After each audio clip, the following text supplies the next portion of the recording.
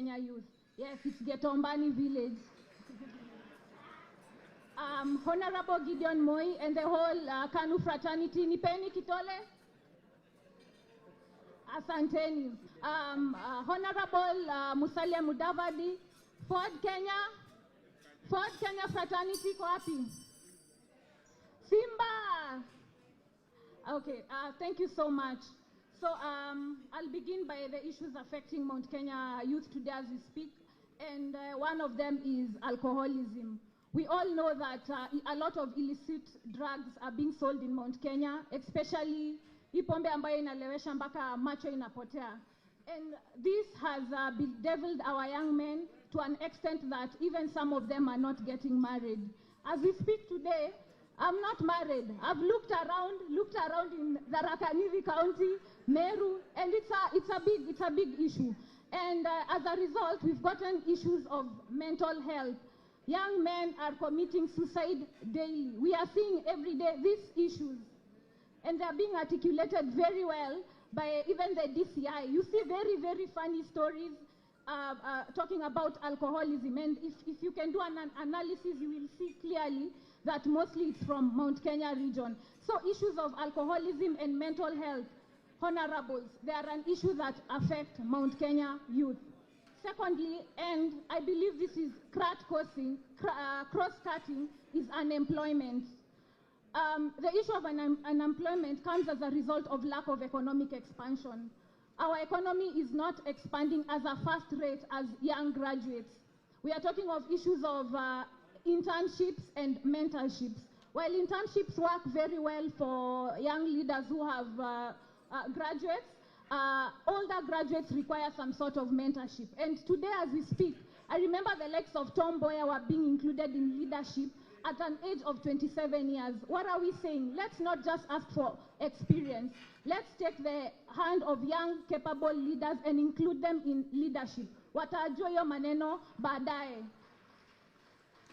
So young people must be included in leadership, and they will gain experience at that particular point in time. The other issue, still related to economic employment and financial inclusivity, will be the matter of wheelbarrows. Apana atuezani haki, ukweli kabisa atuezani. We cannot and we cannot. We need more structures, more stable economic policies, and we have them. It's implement. We need a more stable economic policy that will drive this country to the next level. And I don't believe wheelbarrows are it. And asanteni sana. And finally, as I leave, we know that currently the IEBC is in the process of registering voters. 70% are young people.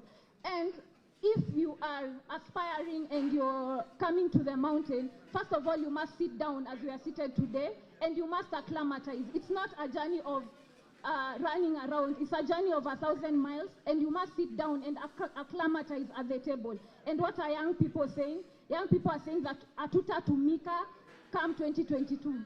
That's our clarion call. And as I beg to leave, I will sing this song by the late Kajwang, and all of you please will help me to sing it. Vijana msilale, vijana msilale, bado mapambano, mapambano, mapambano, bado mapambano.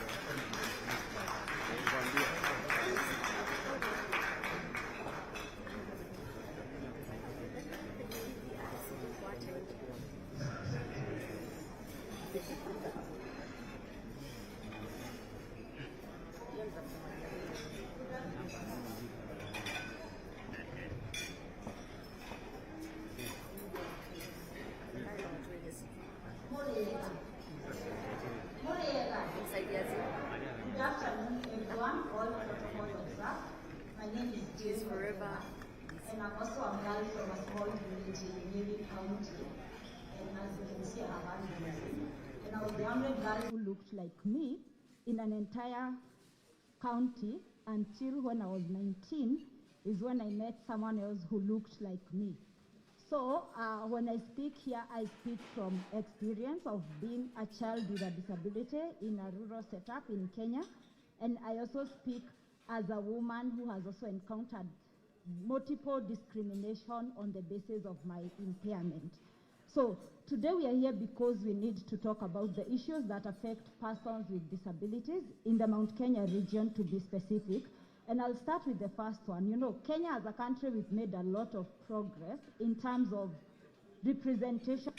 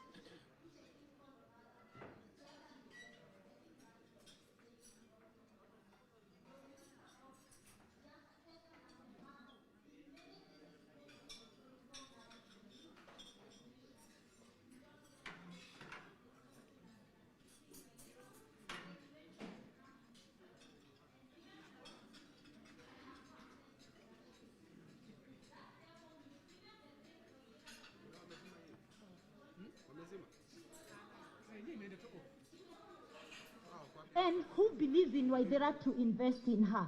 Takes me to the next challenge of attitudinal barriers. Here, walemavu, hawajiwezi. You know, like we are seeing more of mtu ambaye anahitaji kusaidiwa. So at the end of the day, persons with disabilities who want to participate in the political spaces also encounter now resources barriers, and this can only be resolved by people investing in the participation of persons with disabilities in these spaces. I have a clarion call to at least the OKA leadership present today here. We would want to hear, as people with disabilities, what is your agenda for people with disabilities from the Mount Kenya region?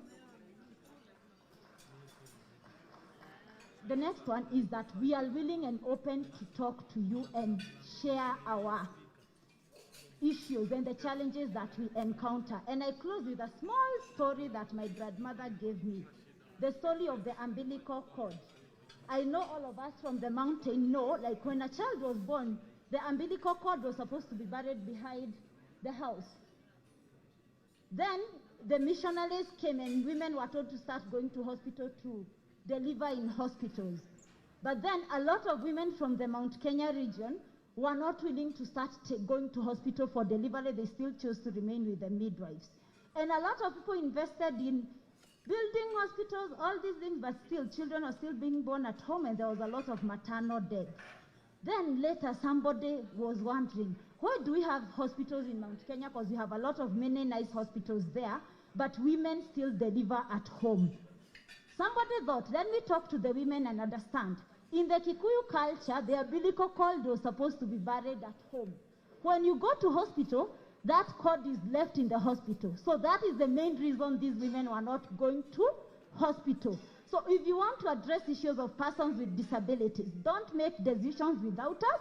Bring us to the decision-making table, and you will have solutions that meet our needs and respond to what our needs are. Thank you. I remain Waithera. Thank you.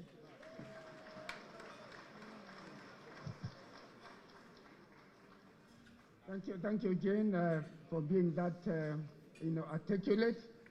The next speaker is none other but Reverend Canon Karanja.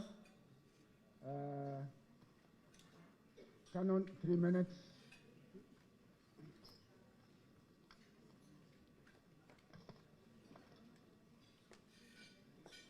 Your Excellency, Honorable Stephen Kalonzo Musyoka, Your Excellency, Honorable Musalia Mudavadi, both former Vice Presidents, Honorable Gideon Moi, Honorable Moses Wetangula, Honorable Silas Jirongo, the Chair, Vice Chair, and members of the Board of Mount Kenya Foundation, other elected leaders present, ladies and gentlemen, I am delighted to share a few thoughts at this unusual and quite prophetic meeting. Prophetic because it represents a new way of engaging between persons offering themselves to provide leadership in our country at various levels and constituencies which are bold enough to declare interest in national outcomes and seeking to relate with each other. It is my prayer that this mode of meeting, the town hall model of engagement, will gain traction and generally replace or complement the hype and cheering we see in political rallies. This has biblical approval as expressed in Isaiah 1 verse 18a, come now, let us reason together. Paul in Romans 13 verse 1 says there is no power given but from God, and all leaders are allowed by God to become leaders.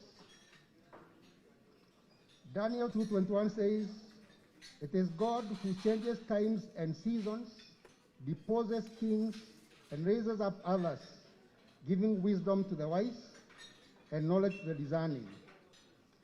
As Kenya moves to the next general election, it is clear that in the final analysis, God will not be a silent guest, an observer, but an interested player and a decisive one at that. That does not negate the right for humans to seek power and do everything they can. It just creates the context in which power may be sought and found. Allow me to dwell a little on the anxieties of Mount Kenya people in particular, because this is their gathering, and Kenyans in general, because the concerns are truly national. In Proverbs 29 verse 2, Solomon says, when the righteous are in authority, the people rejoice. But when the wicked rule, the people mourn. Every Kenyan hopes that when the elections are over, the person in State House will be righteous and run the affairs of Kenya in a way to inspire joy and rejoicing for all. The Mount Kenya people in the past, both during the colonial era and in post-independent regimes, observed gradual neglect leading to destruction of infrastructure, economy, security, human potential, and social fabric within the region. The devastating results linger on. It may take 100 years to overcome the impact of such neglect in all its subtle ways. I note that the conversations around BBI sought to redress some of the structural injustices that we are forced to live with. The concerted efforts by some leaders to undermine BBI appeared to be a purposeful plan to perpetuate the injustices on Mount Kenya, while at the same time, the same leaders aggressively sought the support of Mount Kenya to get into power. Mount Kenya people in particular, but all Kenyans in general, hope that, one, there can be a general consensus as a national value that as we move to 2022 elections, there will be commitment to a united, cohesive, and peaceful country where everyone is safe and can pursue their potential.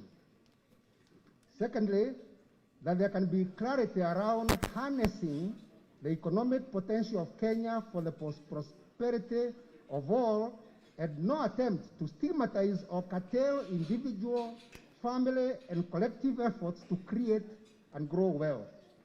This is in addition to creating a conducive environment for economic activity and production.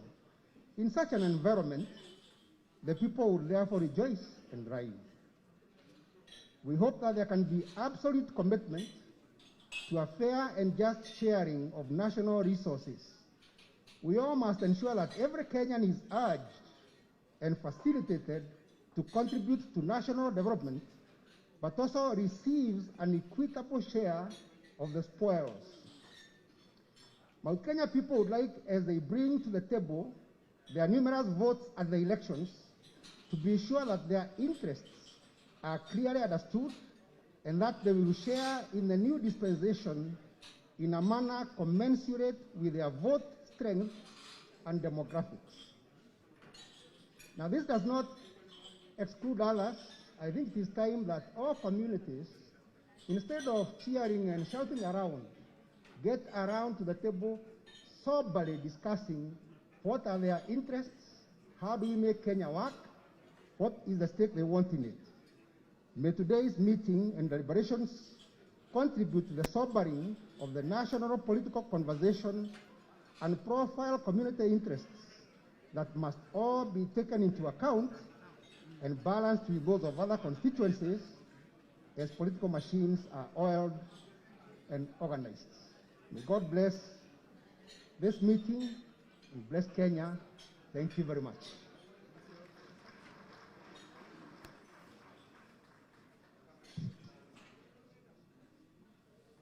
Thank you, Canon. Our next speaker is none other but Ms. Purity Ngujiri, who will speak on behalf of the women fraternity.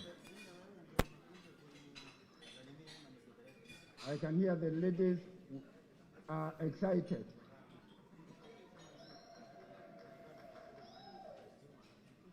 Three minutes. Thank you. I can speak 1 minute. God is good, and all the time.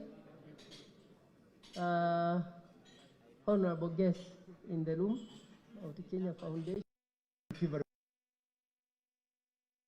Honorable members of Parliament, Your Excellency, the Governor Wabora, the Deputy Governor Karo Karugo. Mine is very short.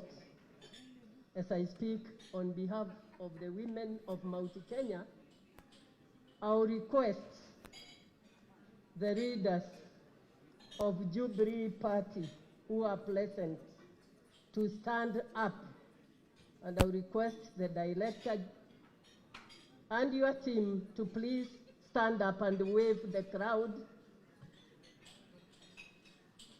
Jubilee women in the room.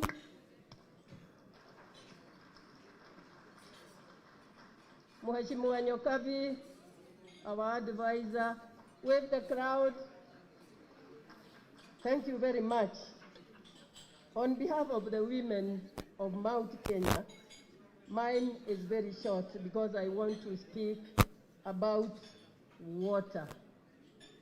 And I'm requesting our chief guest of honor, because we assume you are taking over the mantle to continue with what our Excellency, the President Uhuru Muigai Kenyatta, have done for women in this country by transforming our life, by assisting us in getting water. Because water gives a woman and a family a dignified life. When we talk of water, you know we have a lot of diseases in water that are caused by cleaning dirty water.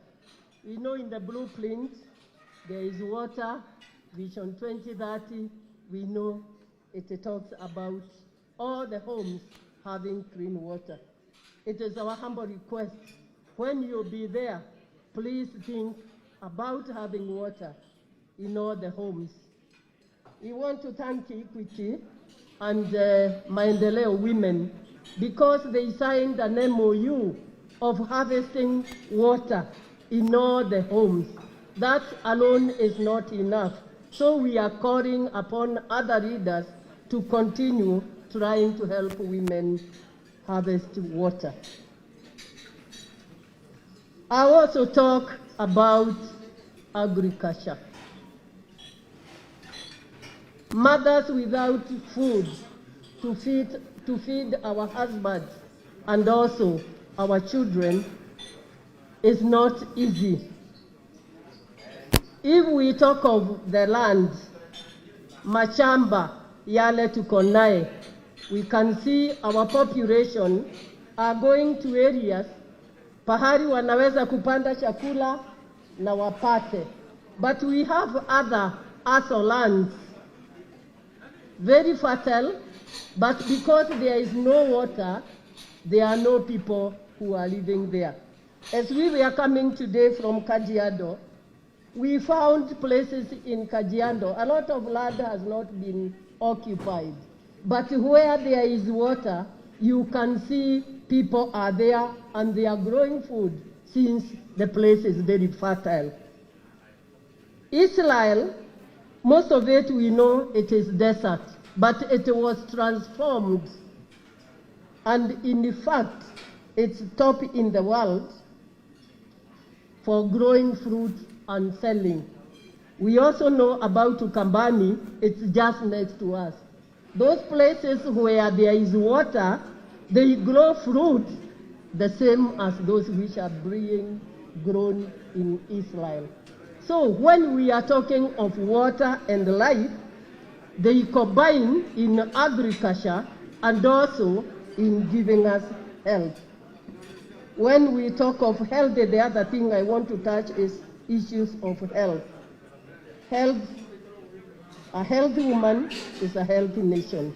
We want to thank His Excellency, the President, for maternity and universal health care. But that alone is not enough. As much as health has been devolved to counties, there are places, because we all couldn't have fitted in Kenyatta National Hospital, we have an Odaya National Hospital, which is treating, and most of our people in the whole of Mount Kenya are going to Odaya. Unfortunately, we don't have a CT scan. So we are calling upon those who will come on board and continue leading this country to please try to build on such projects which have already been started, are doing well, but yet there are those things that are missing. I will talk of the 2/3 gender rule. This has almost been a monster everywhere you go. We talk of 2/3 gender rule. Today we were lucky that we managed to have almost the 2/3 gender rule speaking here today. We know very well that we are expecting nomination amendment for political parties this month, that is October. It's our hope that all political parties will incorporate 2/3 gender rule, and by doing so, the cost of that will address the problems the country has been having of nomination. That is top up.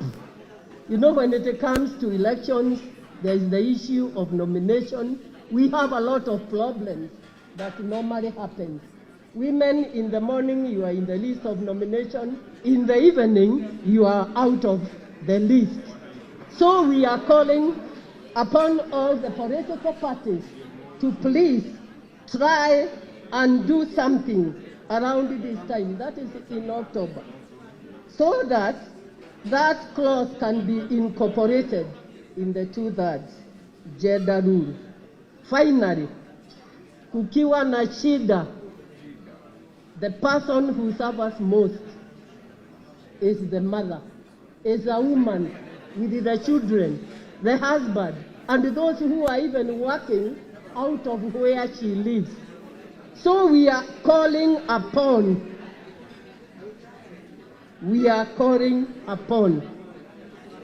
our guests today, team up, because we remember during our late Nobel Prize winner, Wangari Maathai, she requested us to unite or suffer a defeat. If we are not going to unite, we are not going to save this country. But when we are united, we as Mount Kenya, we are not ready to spoil our votes.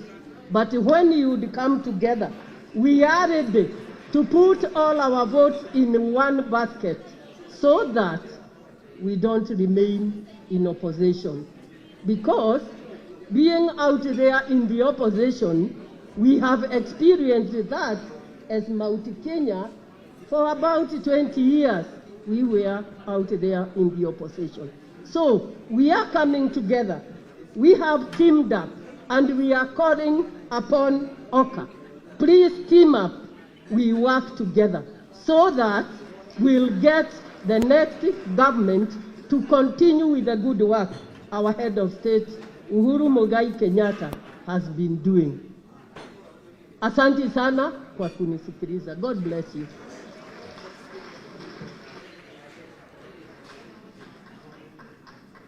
Let's give Purity a bigger clap, please, even from that corner. Thank you very much. Our next speaker, your chief guest, is none other but our elder, Dr. Michael Mugo. Michael.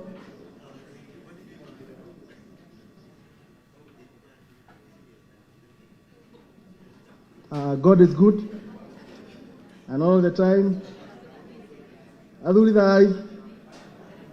Before I speak, I have elders who have allowed me to talk. Please stand so that our guests can appreciate that you've given me permission to speak on your behalf. We have the national chair leadership of Kiama, the elders who lead the Agikoyo, Dongo Gaiduma, Director Culture Kegoshi, Secretary General Moiro, Chairman Nairobi, and the other elders, Kagodhi, Ambassador Karao. I cannot see the whole room, but thank you very much. We appreciate you. Asanteni sana. Wageni wetu, karibuni sana. Karibuni sana, sababu wakati nimeketi pale, wamama wameniambia kwamba wageni wamekuja tuwasikilize. Na kwa Wagikuyu tunasema, Mheshimiwa Kalonzo, muukinu ya wokaga na uhoro. The visitor has the news. So, we shall hear from you. My name is Michael Mugo. I'm the Vice Chairman, National Vice Chairman of Kiama. We are working together with the Kikuyu Council of Elders, and we are also together with other leadership of elders in Mount Kenya. Asanteni sana kwa kuja. Sasa, umetembea kwetu. Nimwambiwa, tutasema kwa Kiswahili, ati mnatamani msichana wetu. Na msichana tuko na yeye. Na huyu msichana, her description is 8 million plus votes. Kwa hivyo ni mrembo kabisa. Lakini wale wamama wameanza kuongea kwa low tones, wakasema, out of the 5 men, which one is the bride? So, tutabaki tukiuliza, the 5 men who came to visit us, which one of them? Because hatuwezi kupatia msichana wetu wanaume 5. Au wamama mmekubali msichana wetu aende na wanaume 5? Aende na wanaume 5? Kwa hivyo waende waongee, si na sisi tuwasengenye, alafu tutajua tutampatia msichana nani. Now, our guest, this girl has parents, elders. So once you have decided what you want to do, mtaleta dowry. Sisi kwetu wasichana tunauza mbuzi. Senator Moi. Na wasichana hizo mbuzi mtaleta, sisi ni watu tunafanya kazi kwa nguvu. We are hard working people. Our values is hard work, and we are productive, we produce, and we do business. So what we request of you in form of dowry is that improve the space where we do our business. In 2007, post-election violence, although we know who were the main protagonists in Rift Valley, the first incident on 27th at 2 in the afternoon was in Western. It was not hapa kwetu na Senator Gideon, ilikuwa huko. So we would want, when we do our business, because we are occupying here, we are seated 11 counties, but the Agikoyo are in 16, 12 plus another 4. The ones that were mentioned by Titus, then plus in Coast, we are also in Mombasa, we are in Kilifi, we are in Lamu, where we have a significant population. Kwa hivyo msichana wetu wako na sisters na brothers wako mbali na wanatusikiza. Kwa hivyo tungependa hizo business tunafanya, the space is such that the opportunities that are available are not suppressed, so that the Agikoyo and the Mount Kenya people, who are the majority, are marginalized in their own country. This marginalization comes in this way. If you go to our farms in Kiambu, Upper, almost in every other homestead, there is a worker. Not from Kiambu, not from Meru, most likely from Western, from Kisii, working here. We provide the opportunity. We also want, some of those who are here have been given work by our governors. Governor Mbora is here, I will tell you. They have been given work. But our people who are in Busia and other places, anaambiwa kwenda kwenyu. So tungependa, let us open up this space. As Mount Kenya, we have one currency. That currency is called unity. Kwa hivyo, Professor Joka, hatuna east, west, north, south. We are one region, Mount Kenya. Our currency is our unity. Na kwa hivyo, sisi tutaongea tuseme hapana, msikuje wanaume watano kila mmoja achukue kidogo kidogo. Kuja mkiwa mmeshikana, mtuambie ni huyu, tukuje kwenyu, chukua mama yetu, sisi tunakuja mpaka na watoto wote. In one house. Tusiende wadogo waende huko, wengine waende huko, wengine waende huko. We are starting to see a situation whereby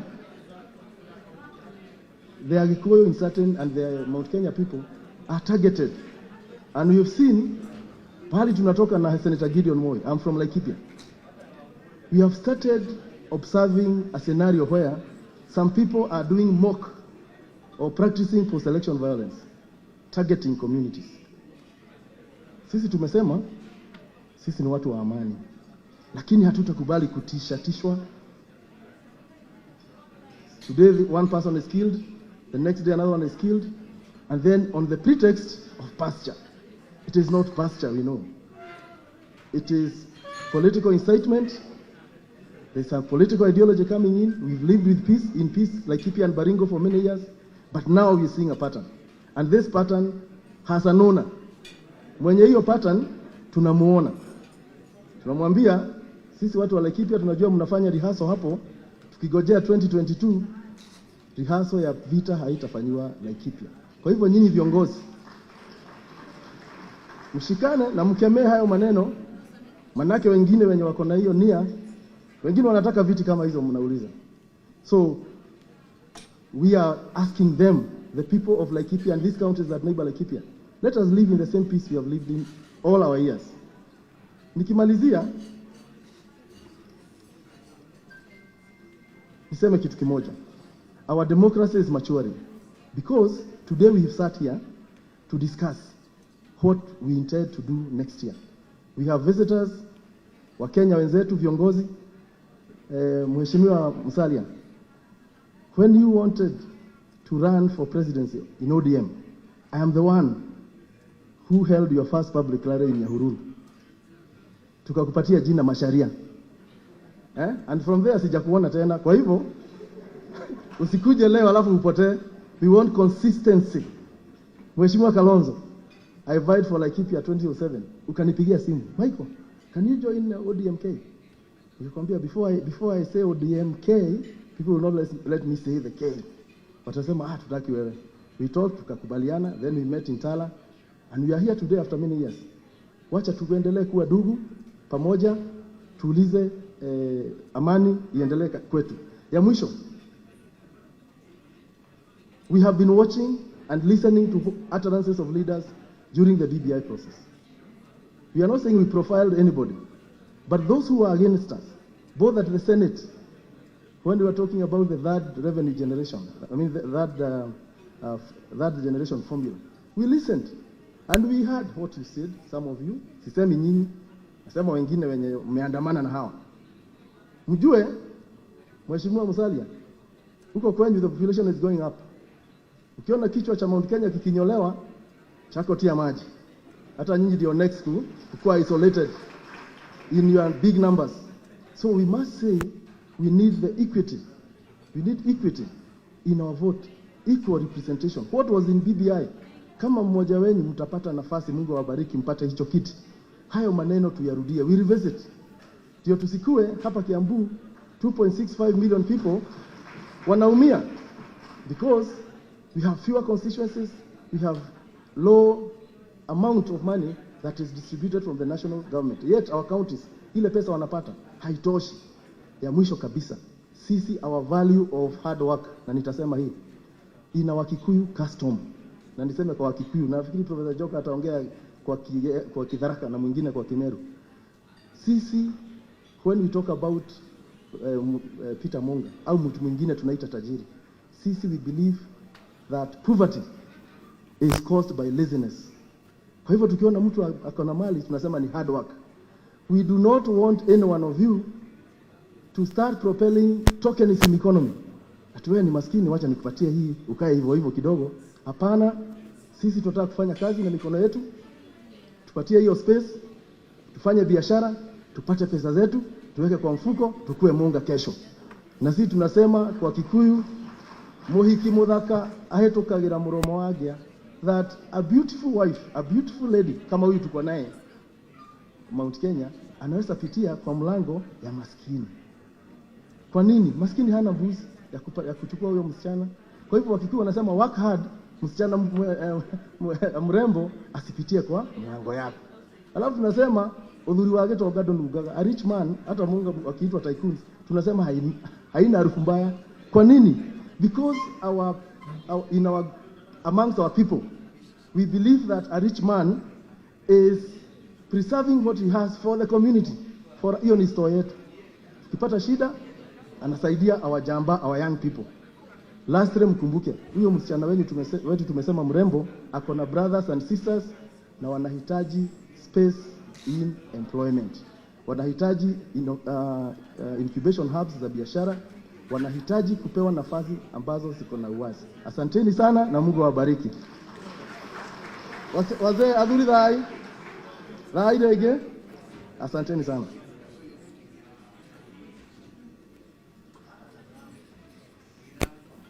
Thank you, Michael. I think you have said it all for our behalf.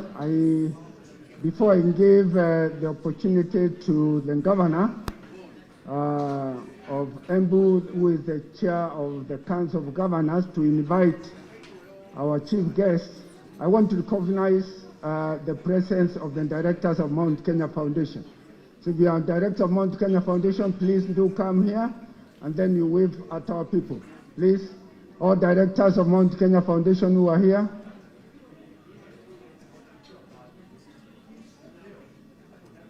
We have Dr. Karao, is the one who started the community institutions as the executive director, and we have James Wachira, and then our chairman.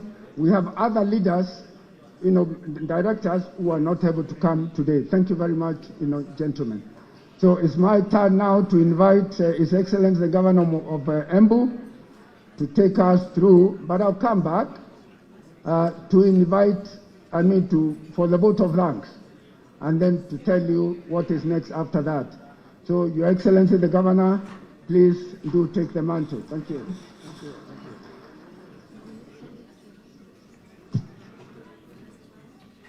Asante sana, Vice Chairman Mount Kenya Foundation, Panimbwe. Good afternoon. I'll be very, very brief. I think that's how I was chosen, so that I can fast track the most critical part. We came here because of all these party leaders, our chief guest. May I just begin in recognizing HE, the former Deputy Vice President, HE Kalonzo Musyoka, Wiper, the former Vice President, HE Musalia Mudavadi, party leader too. Then we have the Senator Gilri Moi, Kanu, Senator Honorable Tangura for the Kenya, party leader of, I hope the name, here, Bwana Jirongo, United Democratic Party. United Democratic Party. Then we have also all the senators present, including the newest young man called Goge. We thank the President for appointing you.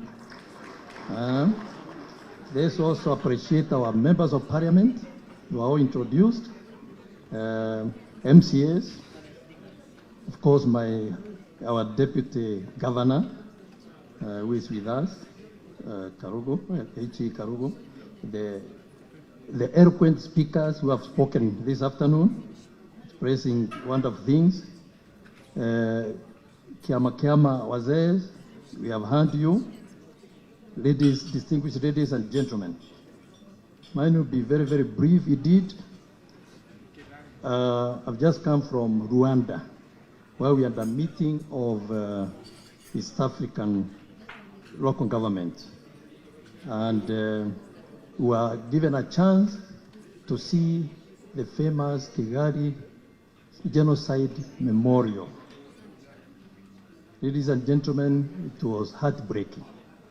But at the end of it all, in my speech thereafter, I got a standing ovation from the congregations when I thanked the president of Rwanda, who has completely transformed Rwanda very much. And he has brought total peace. When I was there, I thought of Kenya.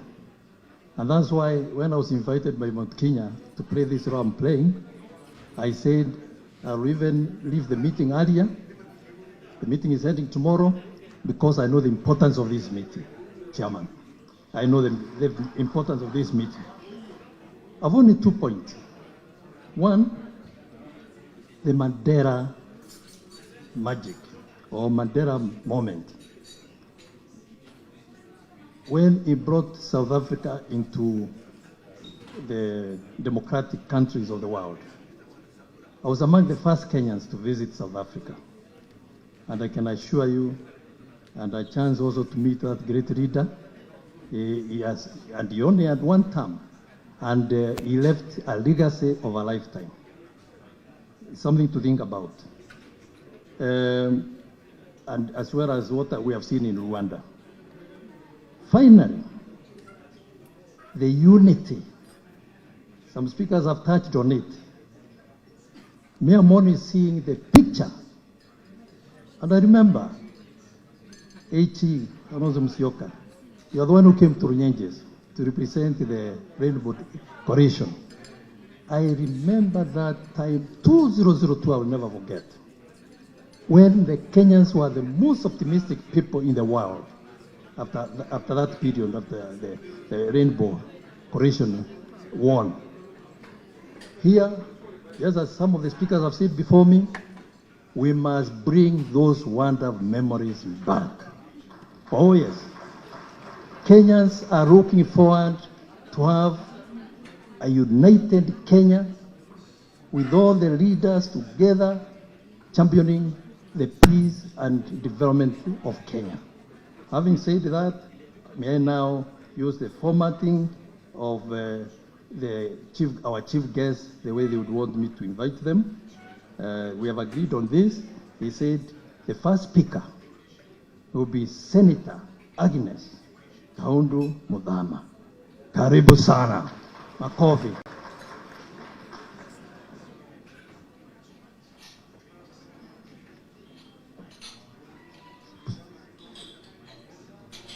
Thank you, Your Excellency, the Governor.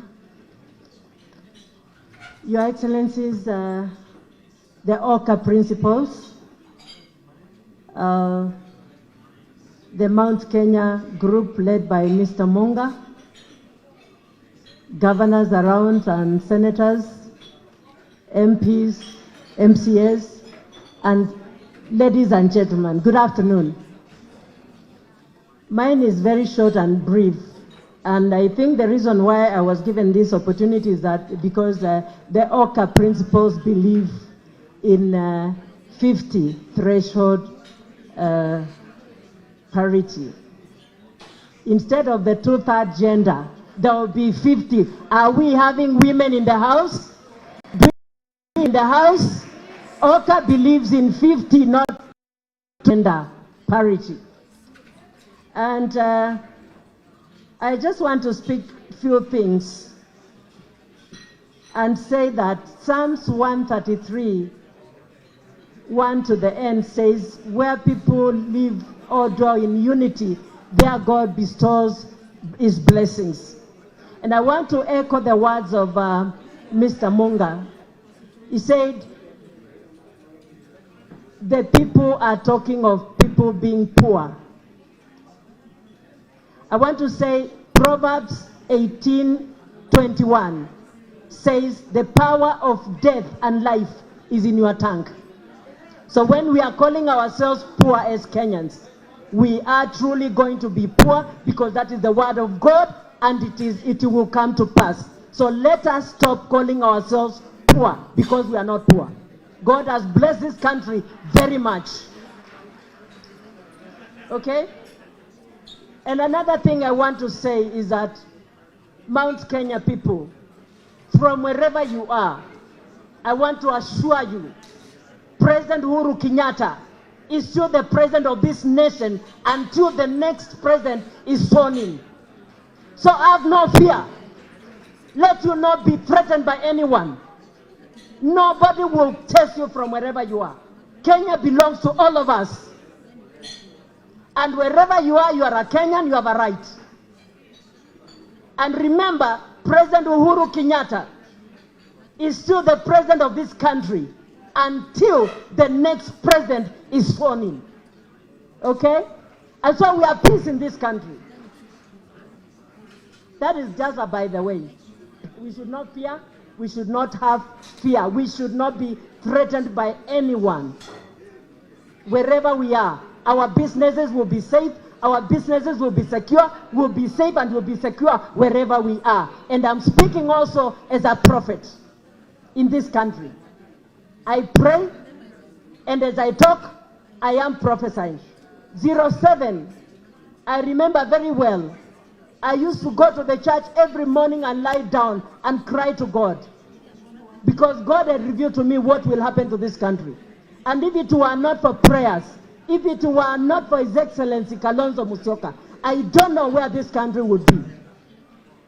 And I also want to mention on a light note, if there are debts to be paid, that debt should be paid to the OKA principals and not anybody else. Because the debt of 2007 is earlier than this date you are talking about now. So let the first debt be paid first. Amen? Let me not take a lot of time because the OKA principals have given me this opportunity, and I am very grateful to you to have given me this opportunity.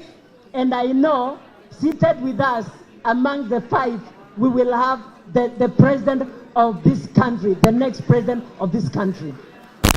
And so I'm saying, let us unite and let us Have no fear, and let us elect a person who will lead this country and lead it very well. Among the OKA principles, they are the only people who can stand and point on corruption, and corruption will not fight back to them, because corruption fights back. And there are people who can never fight corruption in this country. Even if they say they will fight, they can't, because already they are corrupt, and corruption can fight back on them. Thank you very much, and may God bless you as we stand together in unity and in oneness. Thank you very much.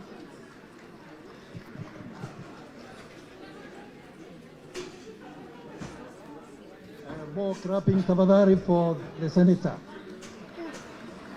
And at this point, this one we must clap as one of the principals comes to the podium. And this is no other than H.E. Kalonzo Musyoka. Wiper Party. Makofi. Makofi. There we go. Karibu.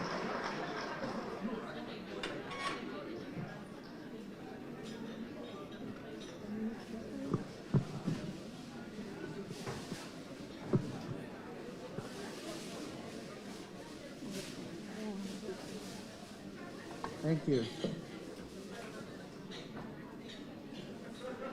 Elder Michael spoke of a beautiful Keritu, which is 8 million votes plus. And I'm reminded of a song we used to sing when we were young about that beautiful girl called Wairimu. I don't know whether the dancing teams are around still, because it's very exciting. It used to go like this. Ewairimu wamaitu tigana na kura gakwendia kindu. Ewamboi tigana na Ewairimu gakwendia kindu.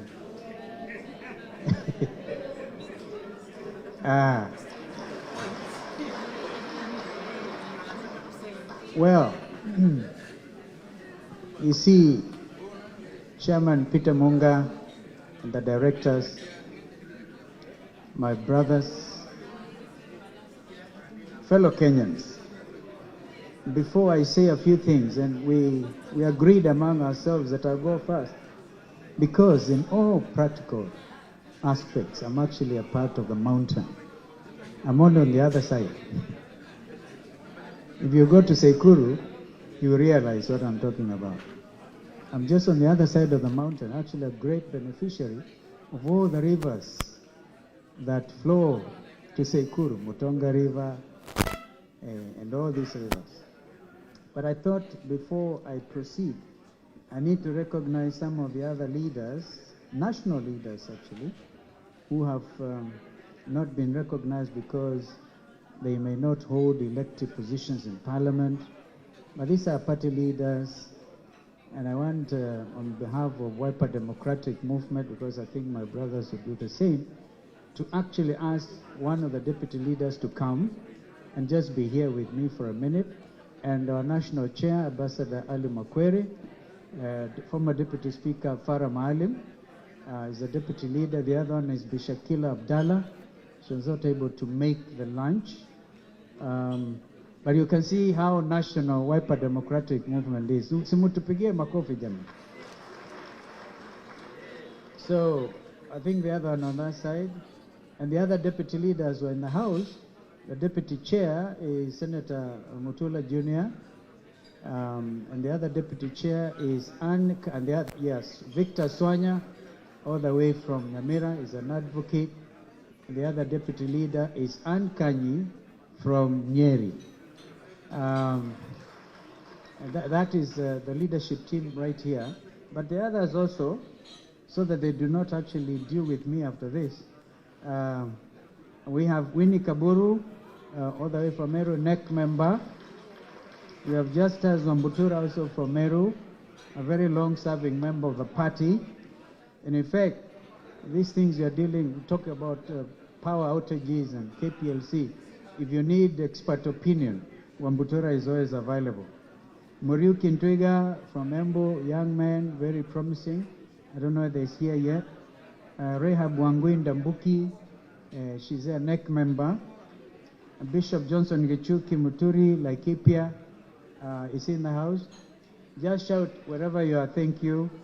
And then Bishop John Paul Thiongo, actually the one who prayed for us, and he lost his dear wife just the other day. Where's Bishop Thiongo? We still empathize with you, dear brother. And then we have Samson Kinyanjui from Kiambu. He's also there. And then Bernard Chege, Muranga. Where's Bernard? I saw him. Yeah, you're there. Thank you. And then we have Naftali Kimuri from Nyeri. Naftali.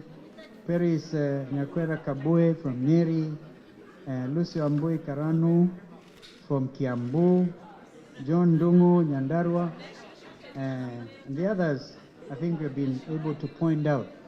I thought for a moment that Deputy Governor Nyeri was Wiper. We have been in very constant communication with that wonderful lady. Ladies and gentlemen, I think my friends, you can now sit. If we had time, these are people with tremendous, tremendous experience in matters national and the need to maintain national unity, cohesion, stability. Ladies and gentlemen, as I said, I'll be the first to go to invite my other friends. And I want to tell you that the story given by Peter Munga is a true story. And I'm so happy, Chairman, that you are bold enough to have shared it. Because, yes, you came to our house in 2007, but that was following the story of ODM Kenya and the story of oranges. And we were faced with an election like we now have one, which is imminent. And those friends representing the mountain region, forgetting I was one of them, came to try to plead with me. And we reasoned, like Canon Karanja said, come let us reason together, quoting the Bible. We reasoned, and they left early in the morning. The result is what he has talked about. Our country blew up, and somebody somewhere to stand in the gap. We stood in the gap, I believe myself, because it was our democratic right to run for any elective office. Had we not done it, this country would probably be worse than Somalia.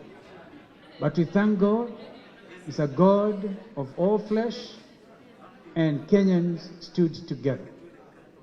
Where everybody expected that the country was going to fall apart, we did pick ourselves together. But the story was painful. And I want to agree with Prophetess Madam Agnes, Senator Agnes Kavindu, that will never happen again. And I'll tell you the reasons. One of the legacy projects of President Kibaki was Constitution 2010. We need to give Mzee Kibaki a loud clap, because without him, we are assembled today because of the reality of that very fundamental historic document, Constitution 2010, which guarantees the rights and freedoms of all Kenyans. The right to establishment, the right to own property, the right to enjoy the same, and the right to be able to settle in any part of the country and call it your home. My friend, Brother Titus Zibui, talked about the Gema nation. You have another nation out there. These are Kenyans abroad, Kenyans in the diaspora, who every year, if you were to talk to the central bank governor, he will tell you every year so much money. And I hope our friends actually out on the outer room, somebody, I think they need a prefect, because either they're having some tea or some nice conversation. Because I consider this important. They can be part of our audience. It would be wonderful. I mean, we invited so many of us. We came, we overflew. We are out there. We're enjoying your goodies. Thank you for this generosity. Typical generosity of our brothers from the mountain. Now they are together with us. I wanted to say the Kenyans in the diaspora are an important component. And under the Constitution, they are supposed to participate in election 2022.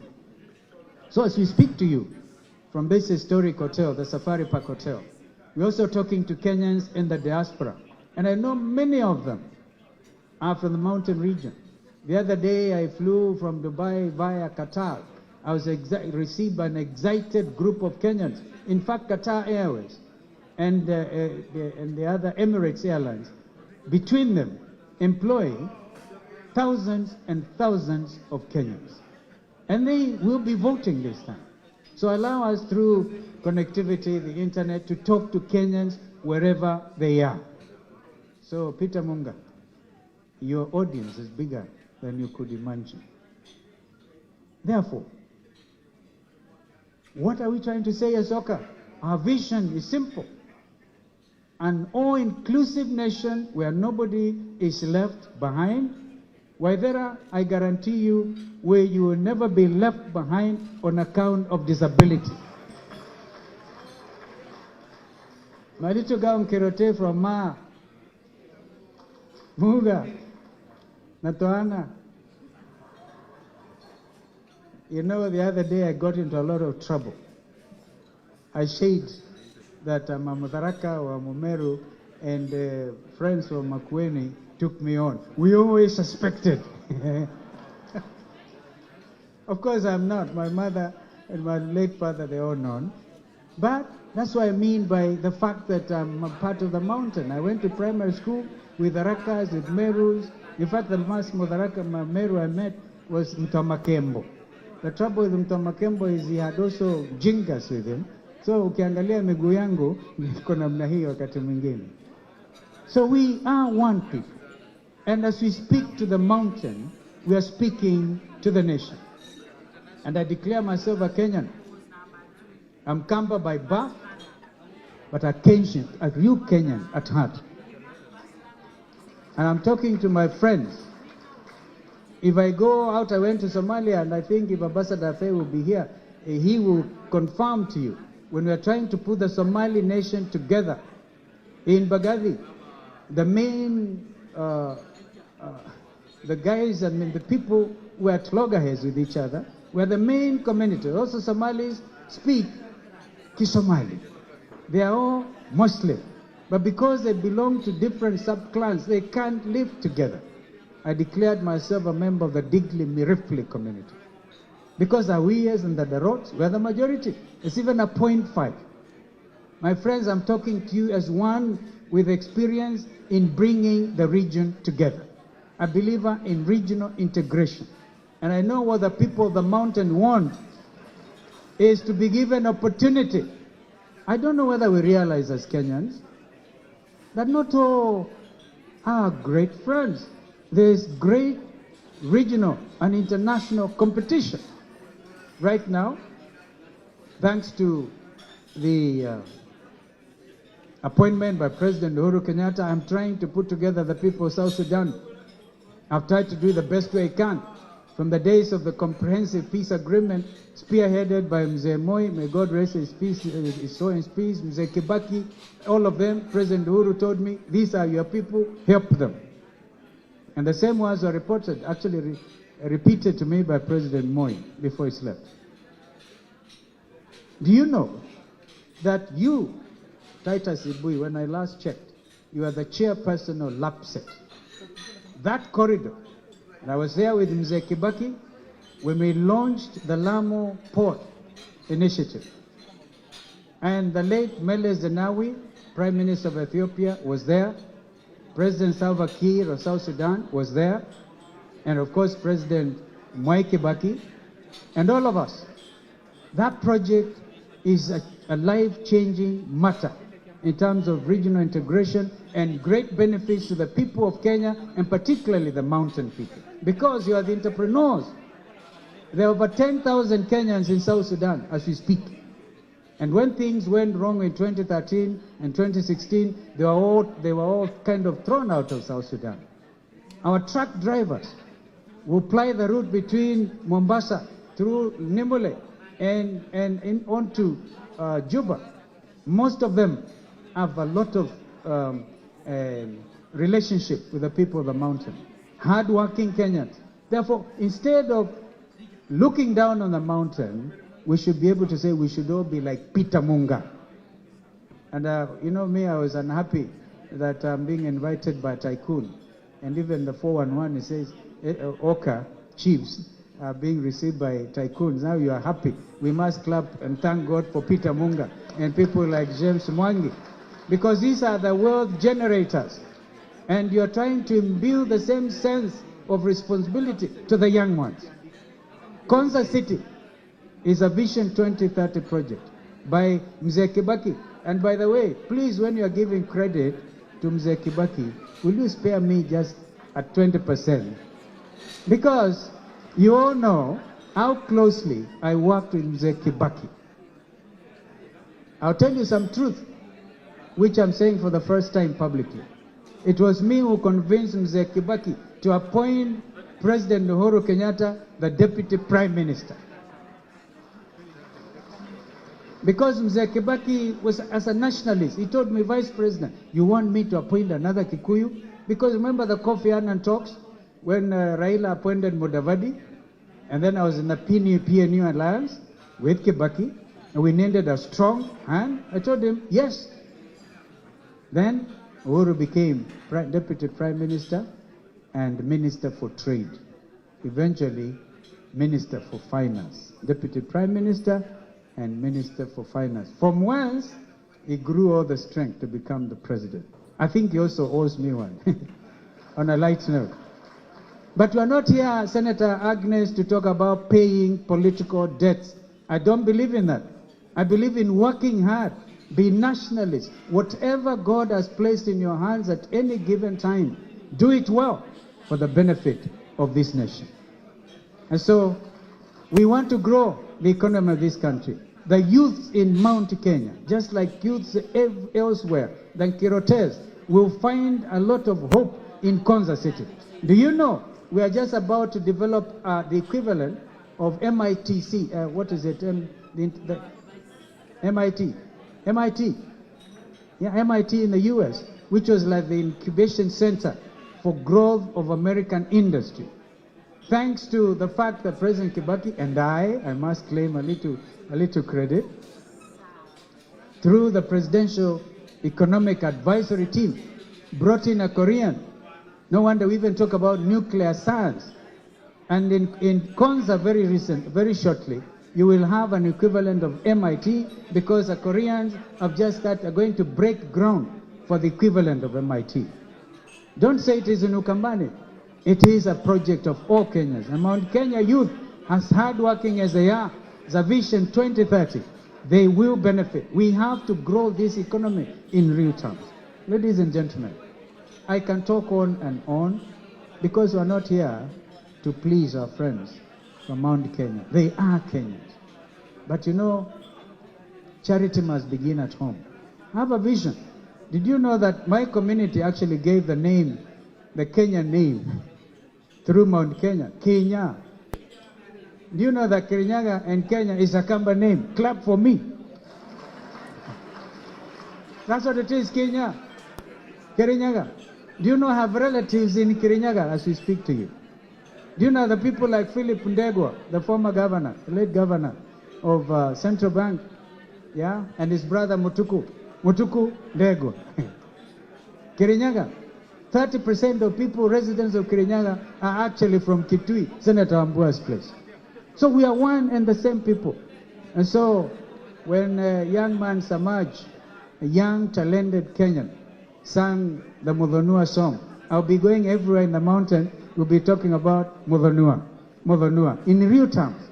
Therefore, I'm here to present to you as one of you in every respect, and urge you to walk this journey of OKA. We understand, Titus, and I must conclude, your clarion call for unity of purpose, I don't believe in fear. I believe in the future of this nation. And whichever leader comes and tries to sow discord and something, Kenyans have come of age. I just want to urge that they come out now. The 70% youth in Kerote, take out your vote. Let Kenyans come out now in the time frame given. Take out your vote, register as voters, and believe in your nation. If people must come and bribe you, because in OKA, we believe really in zero tolerance to corruption. Give us that opportunity. Give us that opportunity. And you will be amazed if we will not draw a red line and say you cross it at your own peril. We are a very united team. And we also say, Chairman, OKA is open. We do not have the monopoly of ideas, but we think that united, this nation will stand together. That's why you saw us today having tea with our sister, Mother Karua. That's why you saw us going to see our brother, Moses Kuria, in hospital. And we wish him quick recovery.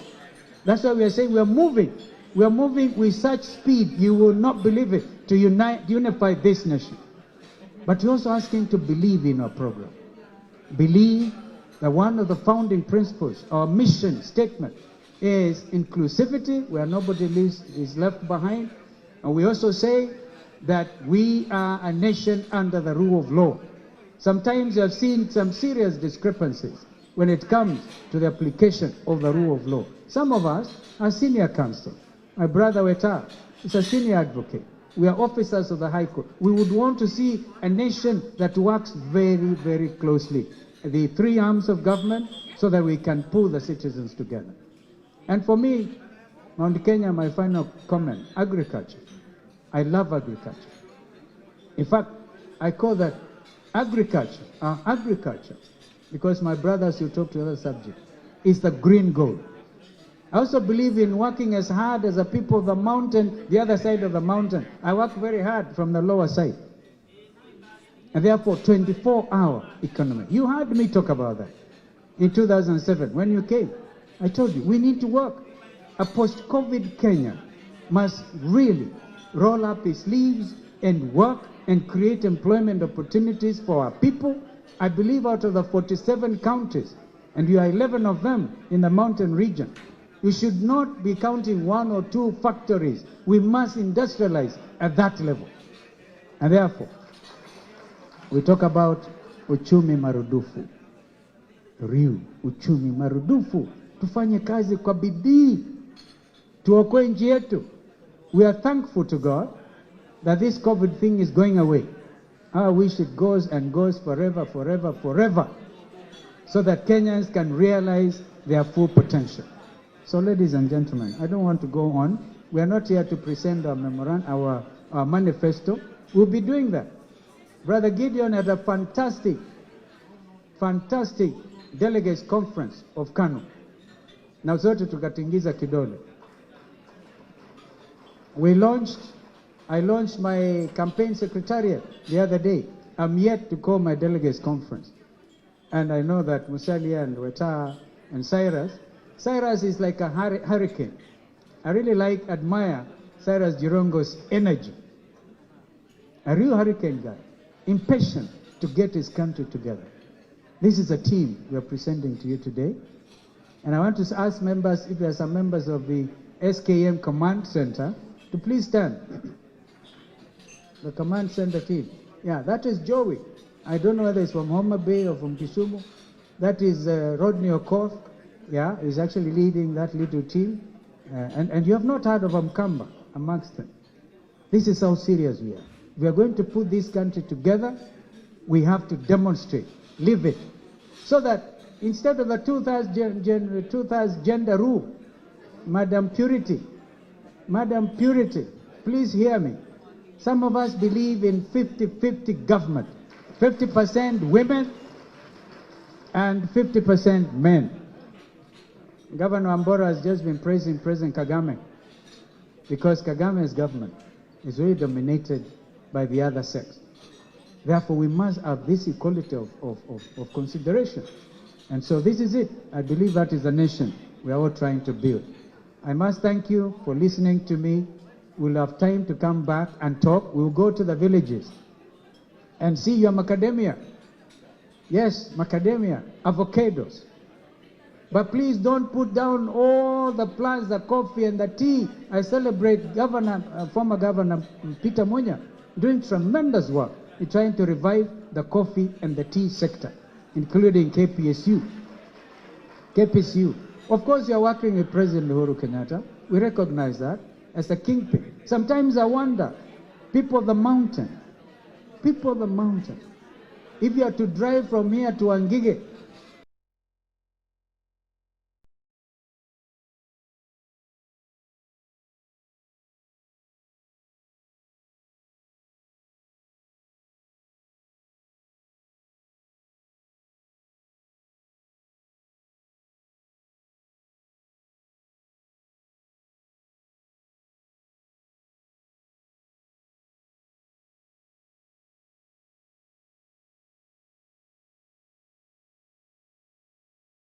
even people, and work as hard as we can. 24-hour economy, uchumi marudufu.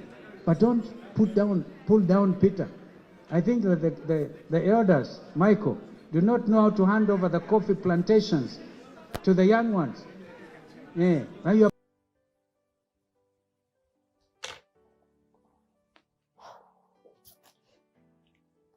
Oh, hi guys.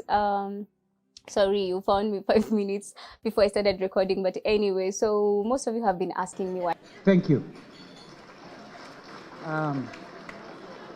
Gideon, tukaribishe ndugu Gideon. You know, we must learn to relax. Today Gideon came wearing a tie. And he told me, see, I have a tie. Congratulations, that is a Kano tie. Welcome, ndugu, and once again, congratulations.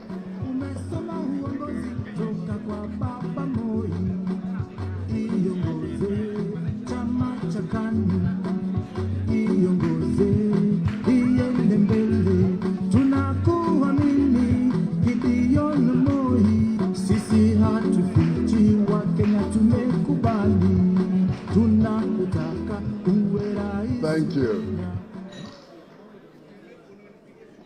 Asanteni.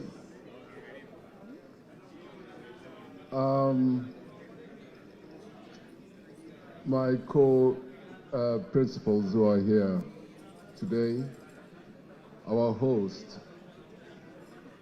Mr. Munga, who's the chair of the foundation, Mount Kenya, the deputy chair, Titus, my colleague senators who are here, members of parliament, governors, and all distinguished guests who have gathered here today. Today, I will be extremely brief. Why? Because we were given a debriefing by none other than Titus, who told us, do not come here and tell us or expound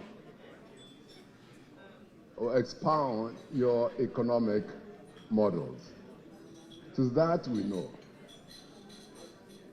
Talk to us about unity. So I told him, if it's about unity, tutamalize mkutano in half an hour. But just before I jump onto that topic of unity, let me first recognize members of Chama Chetu cha KANU who have come here. I'll just ask you to stand, please, led by Secretary General Nick Salat, ambaye ni mtu ya ndani. George Wainaina, who is our Executive Director, Sitoyo from Narrow Kajiado, our NEC member, Betty Adere from Kisumu. And she's the chair of our women wing, Angela Gitahi, lovely lady is there, another from Nyeri, our KYC. And of course, we've got members of parliament who are here, and many, many others. So please, thank you very much all for coming for this important meeting. I do not want to touch on the economy. I think others will come behind me or after me will touch on it, except to say that we fully understand as OKA the importance of having a conducive environment for people to do their business. That we understand. We understand, and you hear some others talk about it, that we need a consistent tax policy. And you'll be very surprised to know that in Kenya today we do not have a tax policy. But we need a predictable tax policy. You don't want tax policies which come in like what now has happened in the few prices. You'll hear about that. You'll hear about agriculture. You'll hear about how we're thinking about GMR. And you'll hear so many other facets of the economy which will be talked about. But I think what you are interested in is exactly what we are interested in. That it does not matter which economic model we present to you. It does not matter. We can give you the most and the best economic model here. But let me assure you, it will be pointless if we are not in power to carry out, it will not, those policies. And you cannot wish it, that it will happen. If things do not just happen, it is made to happen. And every one of you who is here today must take responsibility for that. We've decided to take ours. We will do what has to be done. You too must take your responsibility. Sitting here, I'm sure I'm preaching to the converted. I'm not here to persuade you that OKA is the best movement to support, or those who are not supporting you nowhere are the best. No. You know why you're sitting here, why you made up and sacrificed your time to be here. And this journey which we want to go has to be a two-way journey. We do our part, you do yours. As KANU, where I'm the chair,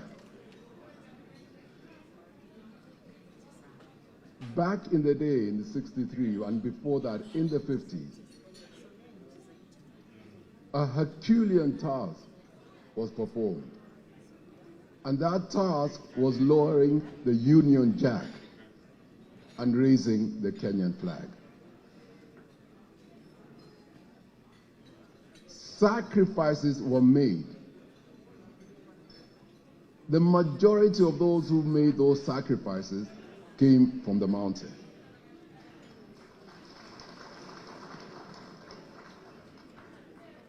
Blood, suffering was shed. It happened. My plea to you, what your forefathers did, what our forefathers did, let us not waste it away. Let us not do that. And I can assure you, in a blink of an eyelid, if we are not careful, this country can go down that slope where you heard the governor talking about what happened in Rwanda. Yet, we have the means and the resources and the intellect and the persuasive powers to talk to our people and tell them this is not the route to go, but this. Somebody mentioned today when we had a meeting that if you look at the menu today which has been offered, it's not a menu about this versus that. If you look at OKA, that is a rich menu which is there. And by the way, we are not saying that we are excluding anyone from the march that we've set out. All are welcome. All, and I mean it and we mean it, all are welcome. Adui tunajua.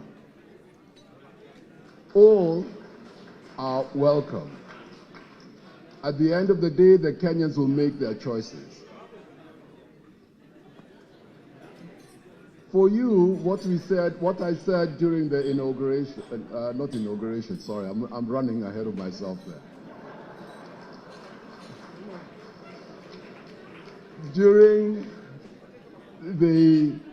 When I accepted the nomination from our party, Kanu, I said this: our ideology, which is the same as OKA, our ideology is simple. You should have control of your life and your livelihood with minimal interference from government. Our obligation as a government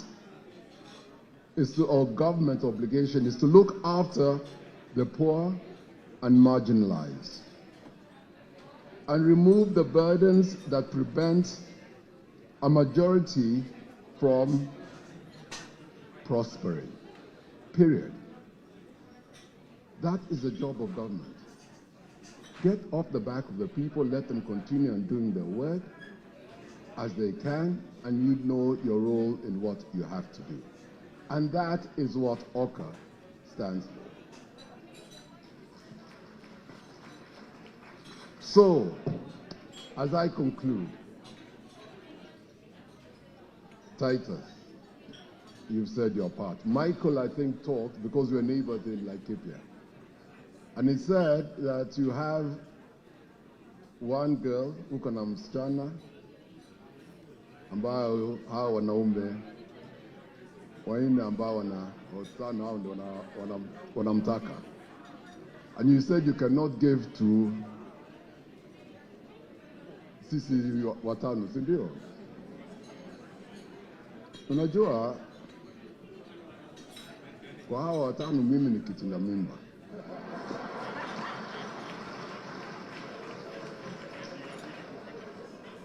I'm the one who's the most energized and the youngest. So, unaniwachia mimi nitangulie, hao wengine watajisort wenyewe. And as I go and sit down, I'd like to ask you all,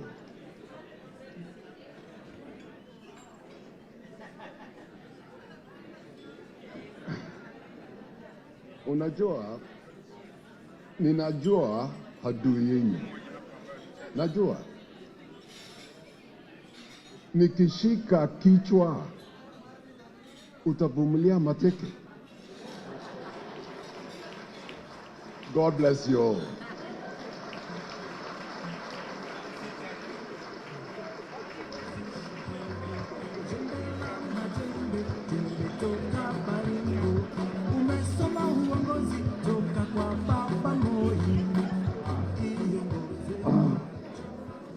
All right. Makofi ingine kwa Kanu moto. Oye, hiyo ni dume kabisa. Alinisimamia huko Senate mara 2 peke yake. Asante sana Gideon, asante. Kwa sasa, let's have another very energetic party leader. Cyrus Jirongo, makofi kwake.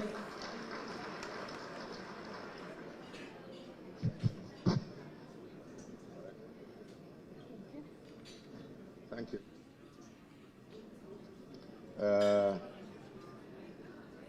Chairman Munga, Wanaimbui, the leaders who are gathered here together, particularly from Parliament, our friends from the mountain region. First of all, let me take this opportunity to thank all of you, particularly those who organized this day and have given us the opportunity to come and talk to you. We've gone through very many elections in this country. And when I was coming here, I asked myself, what is the difference this time that there is so much concern from the leadership and the business community from Mount Kenya region that they have decided they should meet those they think might produce the next leader in this country. And I thought through it. It became very clear to me. Because where I come from, we really don't understand tribalism. We voted for Kibaki, you know it. We voted for the late Kenneth Matiba. Ask Raila, we have voted for him very many times. And generally, it has come to a point whereby the rest of the country thinks these people called Iluyas are just a voting machine. And we have decided this time around that we want, first of all, to work together as a community, just the way you are thinking about the Mount Kenya community. And that's why we are 3 of us here. And we will offer, not all of us, but one of us, to be part of the leadership of this country. Because we know that every number counts at this critical moment. Wambora, I met him long time ago when I was a young man. Wambora was personal assistant to the late Hezekiah Nelson Oyugi. And the former PC who is seated there will tell you quite a bit on the history of this country, Kagudi. That it started like something small in the village, a family fighting. In 2008, it became the entire Rift Valley and spread up to the Coast Province, Nyanza, and everywhere else. We are here, if I have to be blunt, because there are deep-seated fears, particularly amongst Kenyans today. In the Rift Valley, when you have had clashes, it has been Toeni au Ngoeni, walikuwa wanaita nini kwekwe, communities that don't belong or should not belong to the Rift Valley. This has been changed. They have now created another tribe in Kenya called the rich and the poor, using exactly the same strategy. That I must identify an enemy and I must label that enemy and use it for my own benefit. Na mimi ningependa kuwauliza nyinyi watu wa Mount Kenya. Hatuwezi kuchukulia yale yanafanyika katika taifa letu kwa mzaha.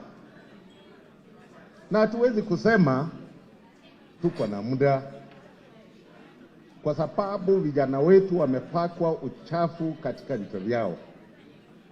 Na yale mambo yote mnazungumzia ya uchumi hapa haina maana kama hatutakuwa na Kenya kesho.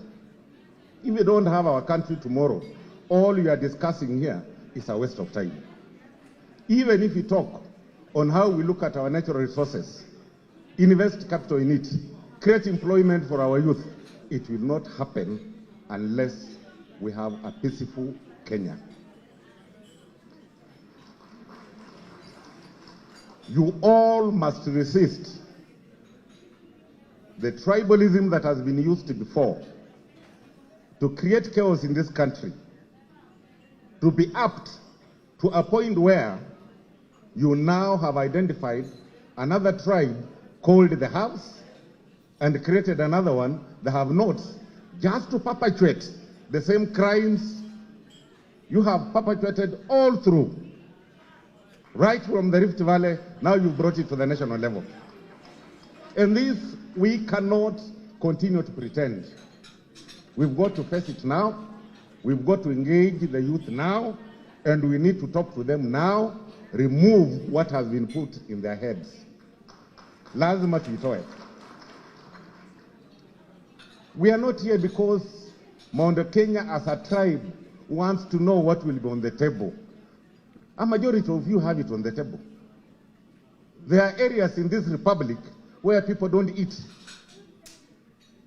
So you are here because you are wondering, after next year's election, will I sit in my sitting room?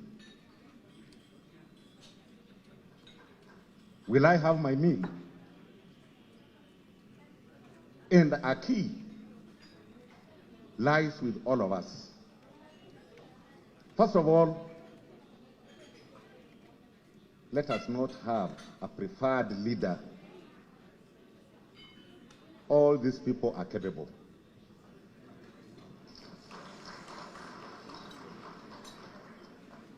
When the Mount Kenya look like they are our preferred leader, you create a lot of dissent in the hearts of my brothers here.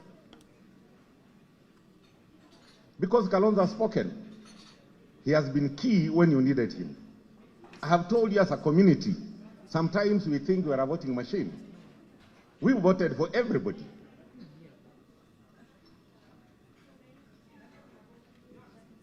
Why we are here is the fear of Kenya burning tomorrow. And this, we have to work on it. We have no other Kenya, we only have one Kenya. We have no other home, the only home we have is called this Kenya. Leo ukienda katika Mlima Kenya, kabila iko huko haielewi jambo lingine, kwa sababu ameambiwa huyu hako naye atanyang'anywa, watapewa.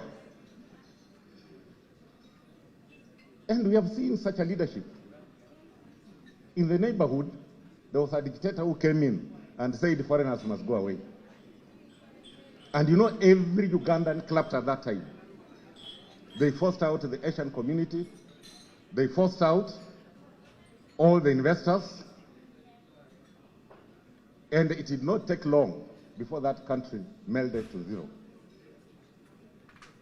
So you understand the dangers that we are facing today. We need to educate our people.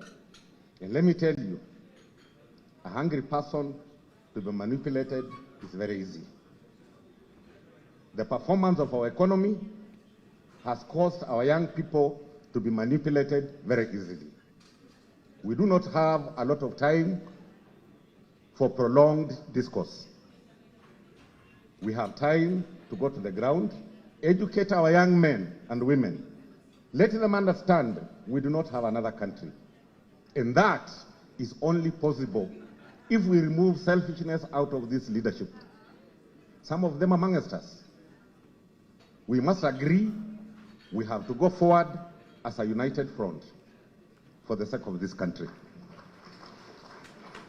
Now, if you refuse to play your role because it must be you, you are just as an enemy as the enemy you are discussing here, because you are not offering a solution. You must agree to play whatever role you will be given as a leader for the sake of the unity of our country. Munga will not provide employment tomorrow if we have chaos in this country. neither will Mwangi carry Kenyans to DRC for them to look at business opportunities if there are chaos in this country tomorrow. You are here because you are scared something wrong is happening. Way forward. Let us go to the ground. You people must never have a preferred candidate. Let all of us work as a team. And at the right time, Kenyans will see who is this so qualified to take us through this very risky period. I want to urge all of you, and the problem is coming from the mountain, don't have preferred candidates. I have told you, as a community, we have demonstrated many times that we can vote for any Kenyan. What do you expect us to feel as a community if you come fronting somebody else who maybe has just voted for you once, not because he wanted to vote for you, but circumstances forced him to vote for you? And us who voted for you, because we believed in you, we are treated like this one's a chief. After all, they are divided, they'll just come and vote for us.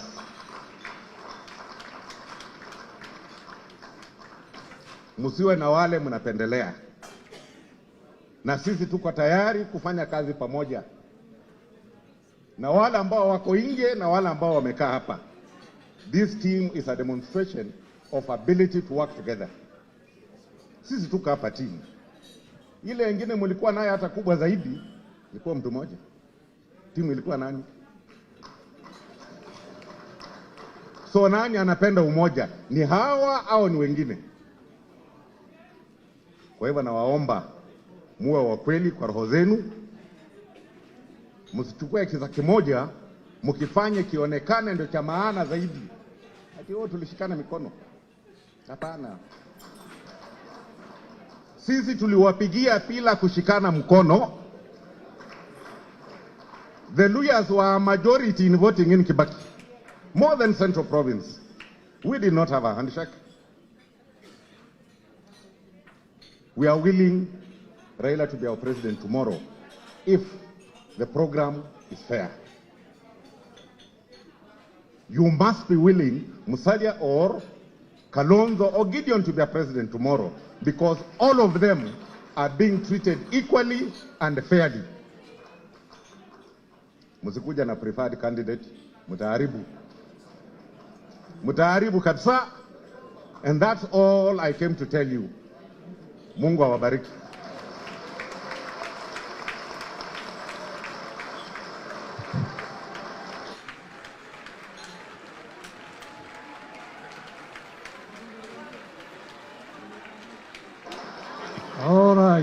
All right. Na sasa, asante United Congress Party, wewe unaongea mambo ya unity. Mwisho kabisa, we are here to listen to all of you, to listen to all the leaders, alafu tutaamua. We have not made a decision as yet. Kwa hivyo usiwe na wasiwasi. Kwa sasa, Mesia, the party leader of Ford Kenya, none other than the famous Senator Wetangula Weta mara moja.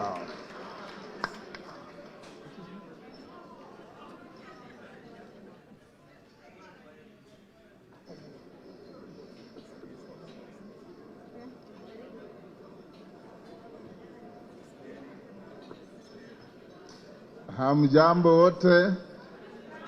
Hamjambo tena. God is good and all the time. My good friend Peter Munga and the foundation you lead, Titus, and all the hosts of today, my colleagues from OKA, our members of parliament, and the many leaders here assembled, including a strong team from the mountain, We are here to engage. And to engage, we must free ourselves, think openly, freely. Barack Obama said, you cannot shake hands with a clenched fist. We'll shake hands with open arms. And we are happy that you invited us. You invited us to talk to us and us to talk to you. And this kind of engagement is critically important for a public discourse and conversation in this country. I want to tell you, our Mount Kenya brothers and sisters, don't live in fear, don't fear to live, because this is your country. And this country belongs to all of us. When Bwana Waigwa was talking, he mentioned about people from Mount Kenya who are out there in the Kenyan diaspora. Bwana Waigwa, in Trans Nzoia, the ruling party is Fort Kenya, led by yours truly. And among the CEC members, we have a young girl from Kiambu as a minister in Trans Nzoia. In embracing other Kenyans and actualizing the constitution, that devolution did not balkanize our country, but enhanced diversity and unity. And we'll continue doing that. In 2007, 2008, when this country was on fire, when people were running helter-skelter, the county I represent of Bungoma became a refuge for the people from Mount Kenya. They moved in, settled in 2 months. We had more than 10,000 Mount Kenya origin residents moving into Bungoma. They acquired property, they invested, they live very happily with us. And you Mount Kenya brothers and sisters are very lucky. You have produced 3 presidents for our great republic. And I'm very happy, Bwana Munga and your team, that this time round, you've come to a very positive realization that this country has many communities, many regions, and is desirable to rotate and share opportunities of leadership. What you are telling us, and we agree with you, is if it comes your way, what do you do with it? What do you do for us? What ring fencing will you give to our country? Not to any individual, because I believe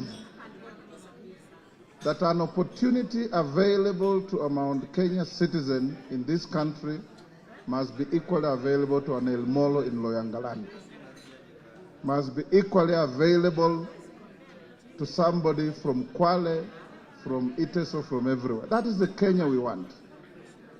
Today, when you go to our homes, most of our children don't speak what we commonly call mother tongue.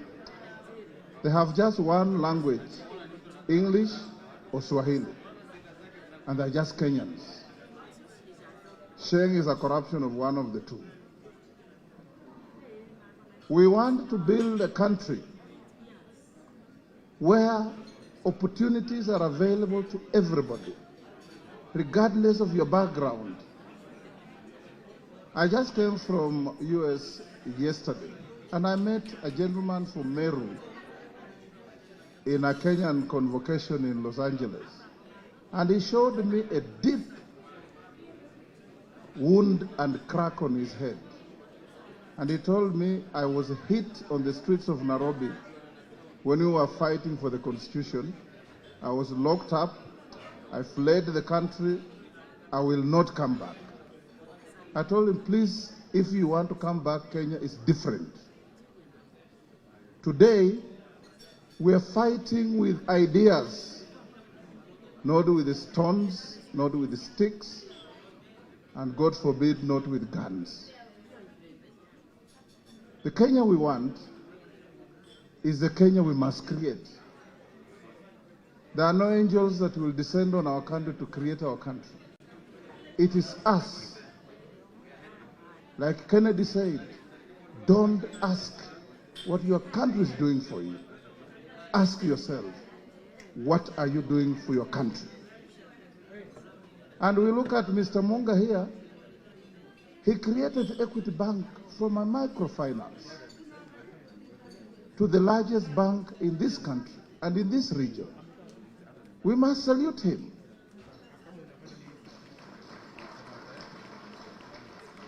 And Julius Nyerere once said, these Chinese, they're 1 billion.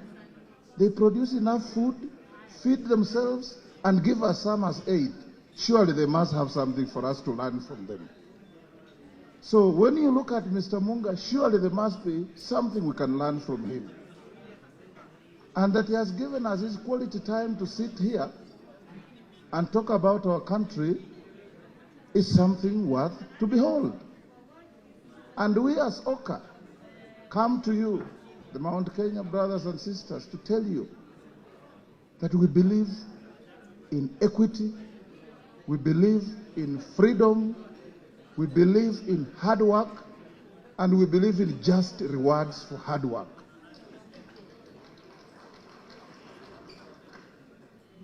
You have the right people with you. Don't worry about us coming in a big number. In fact, in social life, there's security in numbers. So when you see 4 or 5 of us, don't worry. At some point, there will be the first among equals. And the first among equals will not be exalted because he's the first. He will be a person of humility, acceptability, and above all, the vision and the mission to change this country. We have walked a journey. I have also a story to tell about my relationship with Mzee Kibaki. I'm sure you from Mount Kenya know that in 2007, without me and Mother Karua, who are with Mzee Kibaki, hii kitu ingeenda. Munajua, mzee alikuwa amezingirwa. Mimi na msichana wenu Mother Karua tulisimama kidete. Mzee Kibaki akanituma nikaenda Ghana. Nikaleta chairman wa AU John Kufuor, then the president. Nikarudi, akanituma nikaenda nikaleta Kofi Annan. Nikarudi, wakati mambo ilikuwa imeshindikana kabisa, akaniambia kimbia Tanzania ulete Jakaya Kikwete. Nikaenda. So I also have my own paragraphs and chapters in the history of this country. That when the chips were down, I stood up to be counted. I didn't exalt myself thereafter. I remained what I am. And I do believe in all sincerity that Gideon Moi or Kalonzo or Mudavadi or myself or whoever in our team will be able to be given the mantle to carry. The rest will say it is part of the team. Because, you know, when you go to play football, and me and Mutu Arsenal, if you only reward the person who scores, then the goalkeeper will never get a reward. Because the goalkeeper will never have an opportunity to score, but he is guarding the ngome uko nyuma. So everybody is important. There's a saying in my community that your upper lip is a very small portion of your body. But cut it off and stand before a mirror and see how bad you look. So every cog in the wheel counts. And Mount Kenya, here we are with open arms, telling you that come we engage. And as we engage, we want to give you an assurance that never again shall a Kenyan rise against a Kenyan because of politics.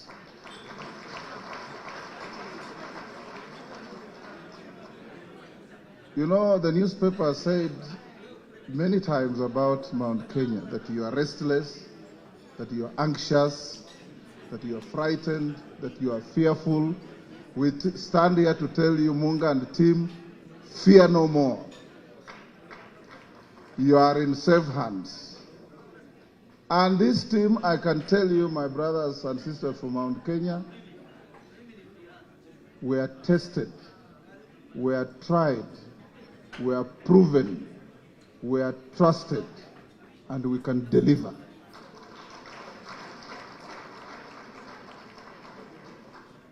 We have a trailblaze of delivery. And I want to tell you that, you know, when we go to the next elections, don't be overawed about what is going to happen. Imbui here said, we want only one thing, peace. And as we talk to you, we want to urge the government of the day, because we are hearing war drums as we go to elections. We are hearing people speaking recklessly about leadership. We are hearing people nearly saying, kama si mimi ipasuke. Those are dangerous people. Those are undesirable people. Those are misfits. And those are people that are not wanted to lead this country. We must be ready to say, if it is not me, my brother is as good as myself. Lakini kama unakimbia unasema, mimi nimechukua, nimeenda nayo, nimefanya nini, unaweza kujigamba, alafu mwisho ujipate taabani. Nyinyi ndugu zetu, nikimalizia, nataka kuwaomba. You are the controllers and owners of capital. And I've seen you, Bwana Munga, in the past, support big movements. Don't watch the wind to see if flag inaenda namna gani, because you know us. And you know them.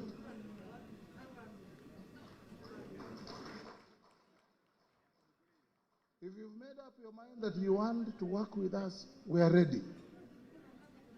If you made up your mind that you want to walk this journey with us, we are ready. If you made up your mind that we are partners, we are ready. If you made up your mind that for us to have a cake for Kenyans to share, we must bake it together, we are ready. Kila mtu atachangia, ule wa kuni, ule wa unga, ule wa kiberiti, ule wa maji, ule wa sukari, ule wa mwiko, ule wa kijiko, ule wa sahani, kila mtu. Then we'll have a cake on the table. Then we can be able to talk about a one big happy family called Kenya, where nobody is in want, where the mention of a name does not send shivers down the spine of others, and where Kenyans are free to move from Mount Elgon and settle on Mount Kenya and vice versa. From the shores of Lake Victoria and to the shores of Indian Ocean and vice versa. Tukifanya hivyo, ndugu zangu, we'll leave a legacy to our children, to our grandchildren, and to generations to come. That is called leaving this world better than you found it. And that is what we must do. I want to end by acknowledging the OKA Secretariat that nobody has mentioned. We have an OKA team here. You can stand up to be acknowledged. the boys and girls that have put us together, and we have supplicated ourselves to them and told them, be our managers, advise us, talk to us, we'll make the decisions as we move forward. Thank you. As a party of Ford Kenya, I also came with my members of parliament who are introduced, but I want to mention Dr. Chris Wamalwa here, the presumptive governor of Trans Nzoia County 2022. My other MPs, there was Nasir Sahal from Wajir, I don't know if she's here, Ferdinand Wanyonyi, Said Hirbai from Galole, Tana River, Majimbo Kalasinga from my constituency. I think some of them have gone back to parliament.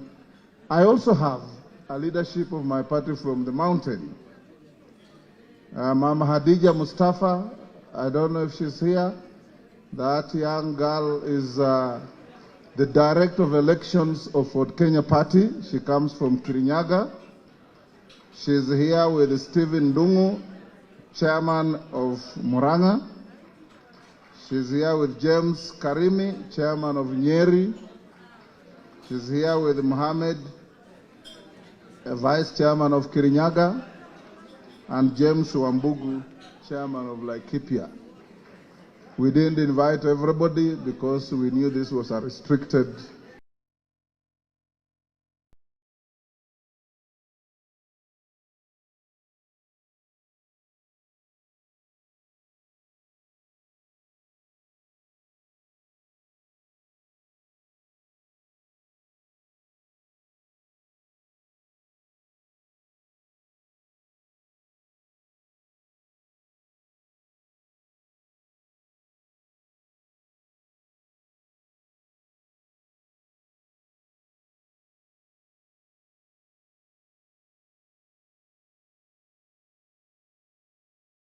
vilivyo liwalo, mchana usiku, inyeshe sinyeshe, we will hold you and all other Kenyans, and we will work as your public trustees for the good of this country, to make sure that you matter the same way I matter, because that is the Kenya we must have.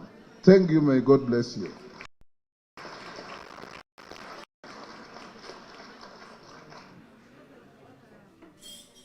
Na Senator, makofi tena kwa Senator. Na sasa kiongozi wa Mlembe, the party leader of Amani Congress Party, none other than Musalia Mudavadi. Karibu, makofi.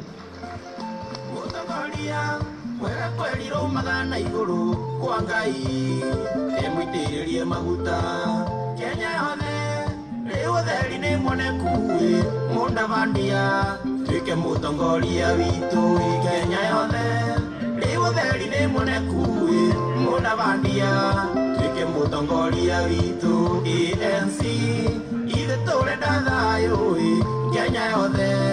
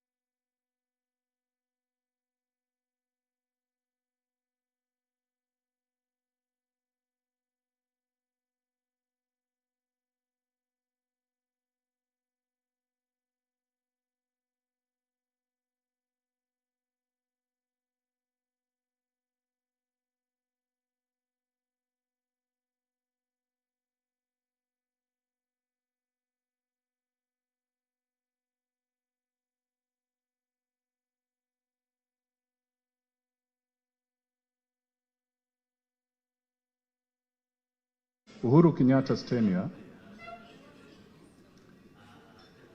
we must ask ourselves a few fundamental questions.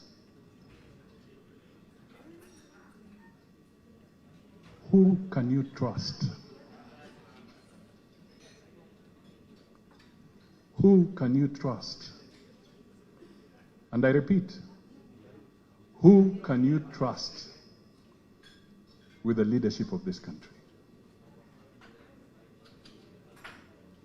Examine us. How many of us respect the rule of law? How many of us will make sure that if Munga has won his election, we shall respect the will of the people?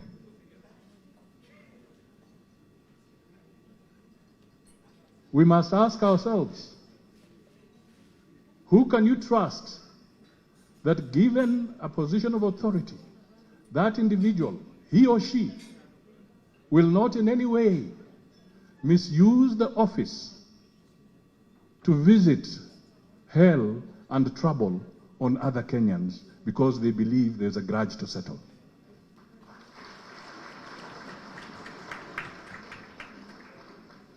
These are the questions that Kenyans want answered.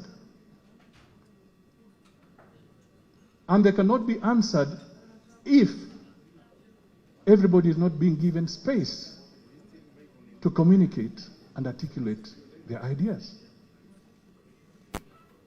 So I stand here, and the first message is that let us not vote in fear. Whether it is for or against, let us develop a culture where we shall not vote in fear.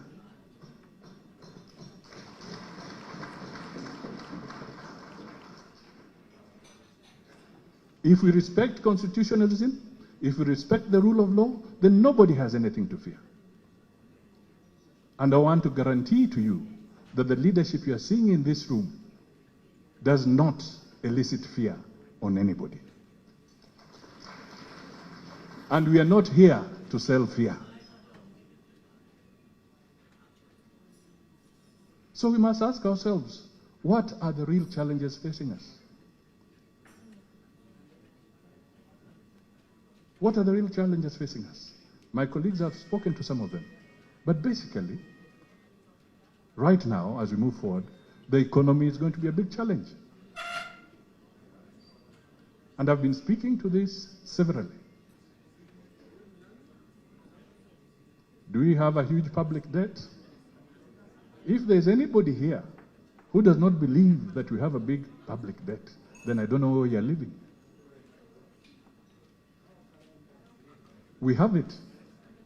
So let's work together, put good leadership, and find a solution to that public debt. If we do not, it will consume us. That is why taxes are there, and they're increasing at a higher level. Because the burden is big.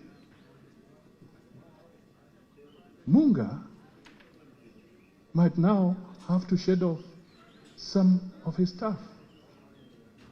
Ibui may have to do the same. And indeed, COVID accelerated a lot of problems. Almost 2 million Kenyans lost their jobs. What do we do to give energy to Munga to bring back the ones he had to send home, or Ibui, and at the same time give him energy to employ even more? That is where we should be looking. The linkage between Mount Kenya Foundation, and I want to speak to this, the linkage between Mount Kenya Foundation and the other people, we should find a way of bridging this gap. Because there are almost 20 million small and medium enterprises in this country. Those are the juakalis, those are the small traders, Why do they feel they want to resent us? Or they want to resent Mount Kenya Foundation when you should not be resented? It is because somewhere along the line, and the truth be told, some policies have been put in place and they have injured those people, and they tend to look at Mount Kenya as the ones who have hit them. If the Gikomba trader,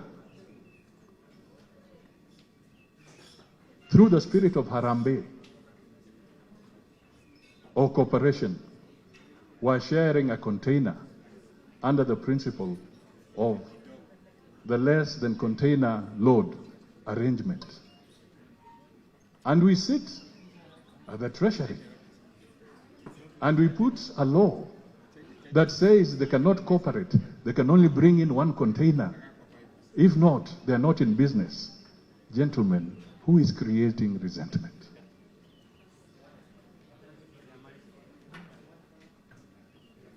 Why are we setting up some of our people against other hard-working Kenyans?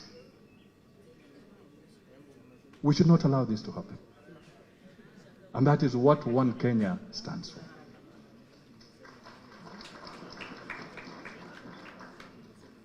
We must embrace the big industrialist and also embrace the small business person.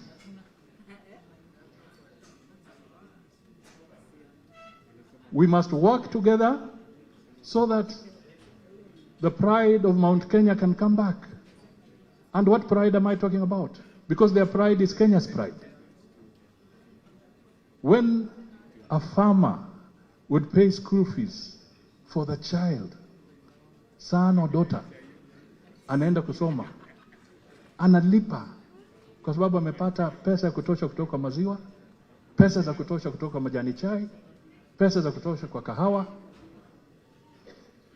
analipa, and that farmer would be proud and say, mimi nimesomesha mtoto wangu bila basari. Can you imagine that dignity? Mimi nimesomesha mtoto wangu bila basari. Right now, there are legislators here, and you must ask them just one question. If you were to put a benchmark, wouldn't it be interesting to say that this year I had a queue of 100 applicants for bursary, but because the economy has improved, now I have received only 50 applicants, which means you are reducing the queue of those who are dependent. That is where we should be going. What can we do collectively? Borrowing from Equity Bank and others. What can we do to make sure that businessman in Kikomba, in Nyeri, in Meru, can have access to credit at a low interest rate so that they can feed themselves? This is the connection that seems to be missing between us and the ground today. This is why somebody is finding fertile ground to give a false impression that they have instant coffee solutions for those Kenyans who are suffering. The reality is, he does not have instant coffee solutions. They're not there. So we have to work. Kibaki said, we want a working nation. And he also said, obey the law. Whenever he was supposed to make a speech, and I remember that one, it was basically a one-liner speech when people were not obeying the law. Kibaki just sent a message and said, obey the law. And it was a headline. Full stop. I want to do something a little bit extraordinary here. forgive me for this. But I want to request Gibson Githumbi, if you could just come here. He's a member of the Mount Kenya Foundation. There's a very special reason why I'm requesting him to come here. Because I want us to debunk the message that the Mount Kenya Foundation is a billionaires club. I want people to understand that people have worked to get where they are. This gentleman here was my prefect in Nairobi School.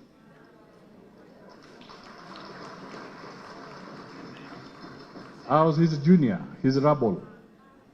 Others call him Mono, depending on which school you are in.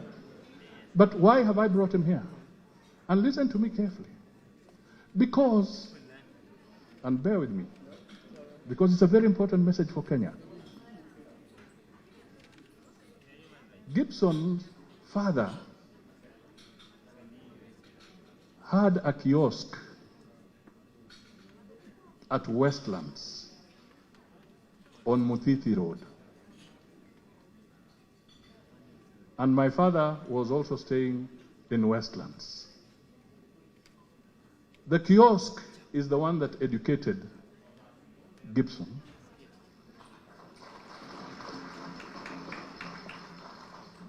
In Nairobi School, and for as long as I can remember, from that kiosk, Gibson was never sent away because his father had failed to pay school fees. Right now, Gibson is a big contractor in this country. Ongata.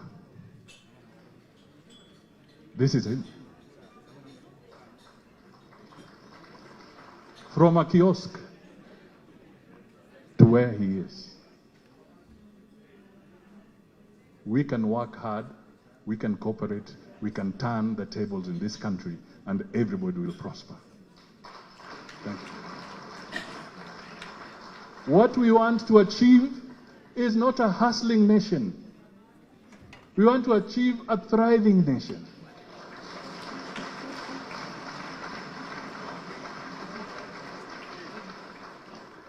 This is what we want to achieve.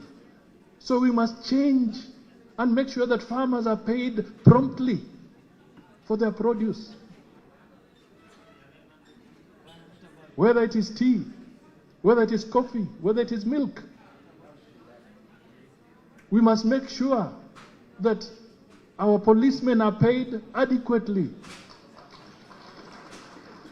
Our teachers are paid adequately. We must allow business to grow, and we give them the necessary support for them to grow.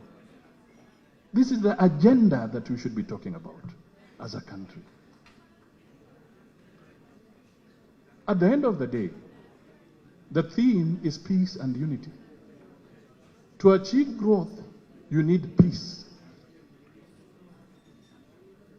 To have a working economy for everybody, yani uchumi bora na pesa mfukoni, we need peace.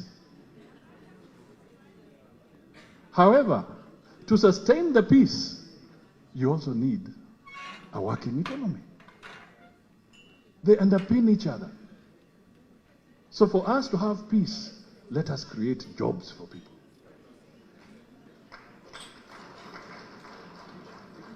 For us to have peace, let the boda get the right return from his work. This is what we are going to do.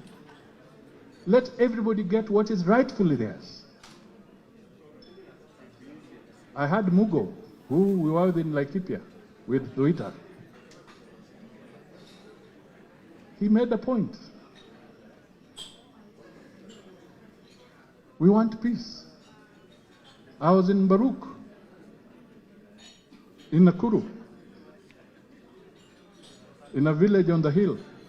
Actually, it's an IDP camp. only 2 weeks ago. After the conflict, 13 years later, not everybody has gone back to their shamba. I came across ladies who are asking me, we don't know who even picks our tea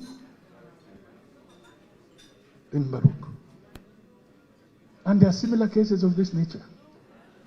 We must have a clear agenda to make sure that we can restore hope in the lives of these people.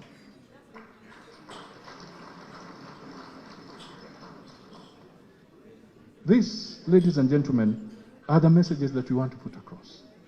Let us eliminate violence at election time.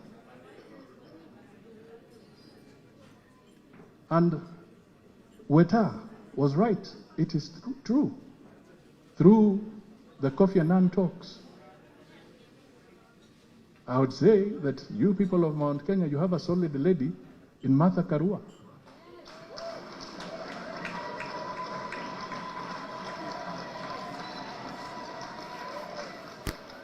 Because as I was team leader on the other side, she was team leader on the other, and you guys, she's a tough negotiator.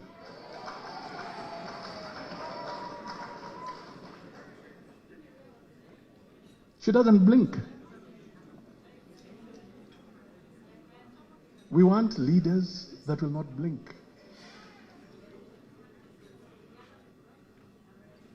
We want leaders that will work with integrity. If Mount Kenya is as populous as we know it is, when it is resource allocation, let the resource allocation reflect that population.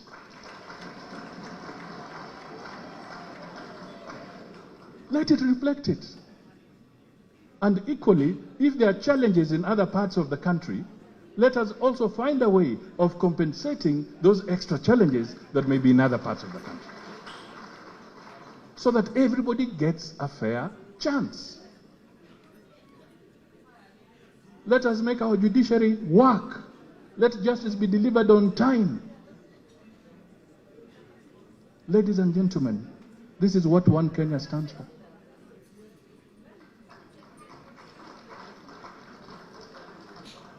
This is what we stand for. In 1982, there was the coup attempt. And some of us, at least I was one of them, we were rounded up.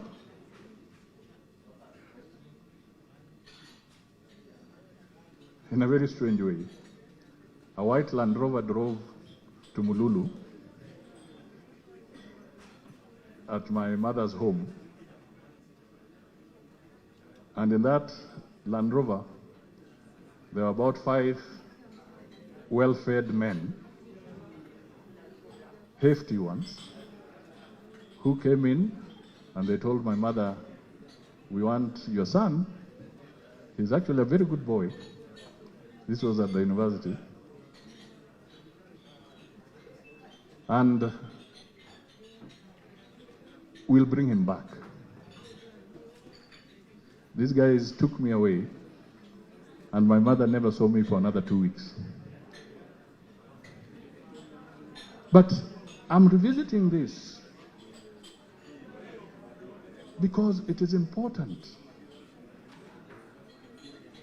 that Kenyans also know that when there was that crisis,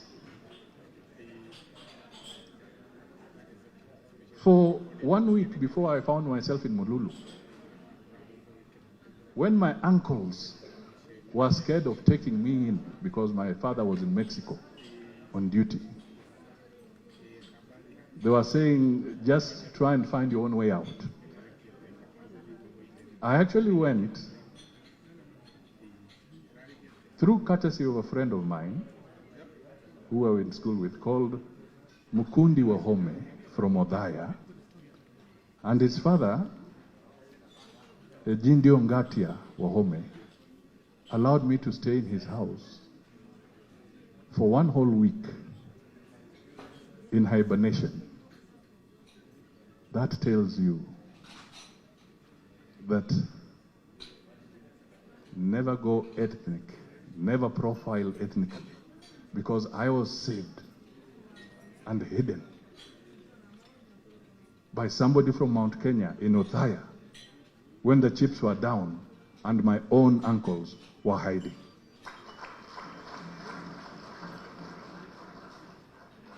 The message here is that we are one people. Let us hold hands and pull each other together. Let us change Kenya together. You cannot second guess Uhuru on matters of infrastructure in this country. You can't. He has done an extraordinary job.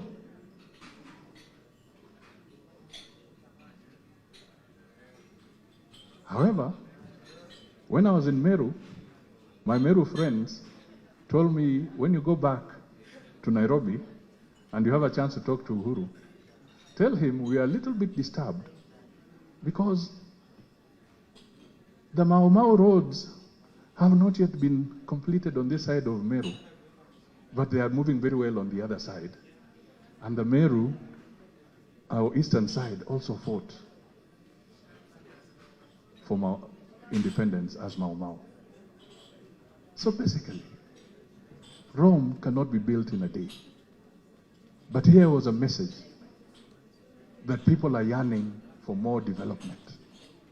Let us make Kenya stable so that we can also complete the Mau Mau roads on the other side of the mountain. And also roads in other parts of the country. The lady said, water is life. In fact, if I recollect, I think it was a message written by Jomo Kenyatta somewhere, that water is life. Let us also remind Kenyans that his or her vote is also life. We have reached a stage where the vote is also life. Siasa mbaya. Gideon, I know you have the rights to that one. Siasa mbaya, maisha mbaya. So let us move. My final message to the young people. I'll request, with your indulgence, that just 2 young people come here. One is called Kamau Gikuru, and the other is Mungare.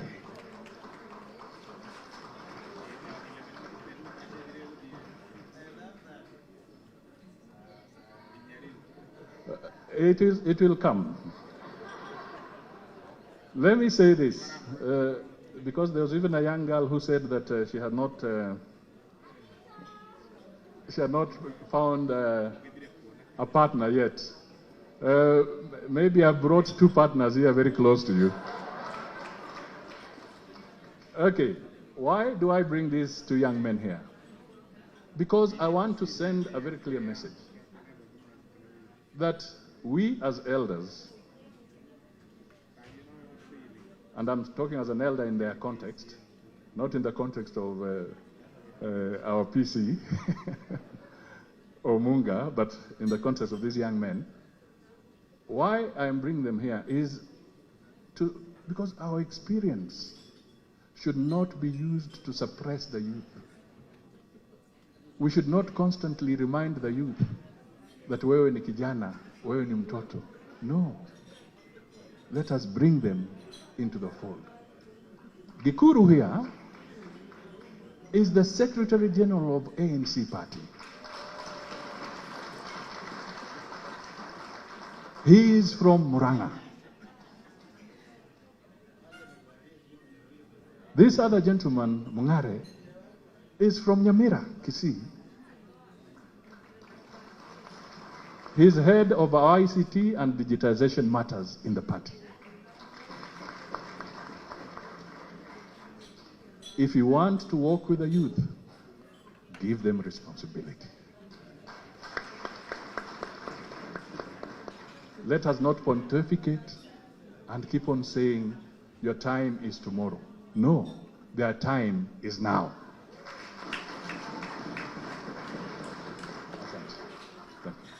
So, in conclusion, I repeat to the Mount Kenya Foundation, when you go home, ask yourself, who can you trust? Who can you trust? When you sleep, who can you trust? If you're a businessman in Nairobi and you're a landlord, how do you feel when your houses have been occupied and you have never gotten restitution for those houses?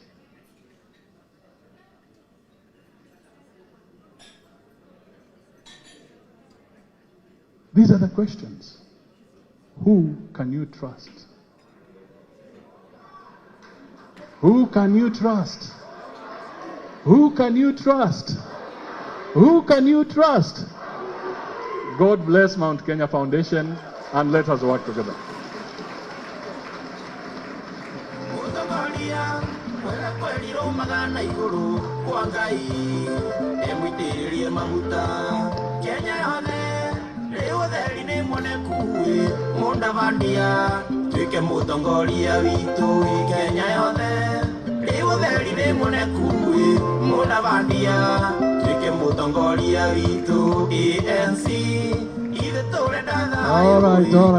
All right.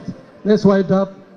Before I give up the microphone, may I just correct on two issues after all that. Two issues. One of them is, why is Mount Kenya agitated? Mount Kenya is agitated, Cyrus Jirongo, because we are not going to field our own candidate. And we know we are exposed for reasons you have given. Number two, I want to tell you, we have done statistics. The economy of Rwanda, Burundi, and Southern Sudan cannot match the economy of Mount Kenya region. And yet, we the governors of Mount Kenya, the 11 governors, we cannot be able to give our kids, brilliant university kids, more than 10,000 from bursary, because we are not getting our fair share. When Ramu is giving 100,000, Mambara is giving 10,000 or 5,000. That cannot continue. That's why we are afraid. Number two, this beautiful lady we are hearing is not worried, getting more warriors, uniting. Because the love we are talking about, Senator Gideon, ni ile love ya mapenzi, ni ile love God they love, ile Jesus was preaching. Love your neighbor. We have a lot of love, and we just want more and more of you to unite so that we are assured of our future. We have not changed our boundaries in Mount Kenya region for the last 25 years. Please promise us, if you get these positions, within 100 days, you'll just make sure that happens. Mwisho kabisa. It is the issue of one man, one sharing, 1 vote. One person, 1 vote, 1 sharing. Asanteni sana, Bwana Imbwe, endelea.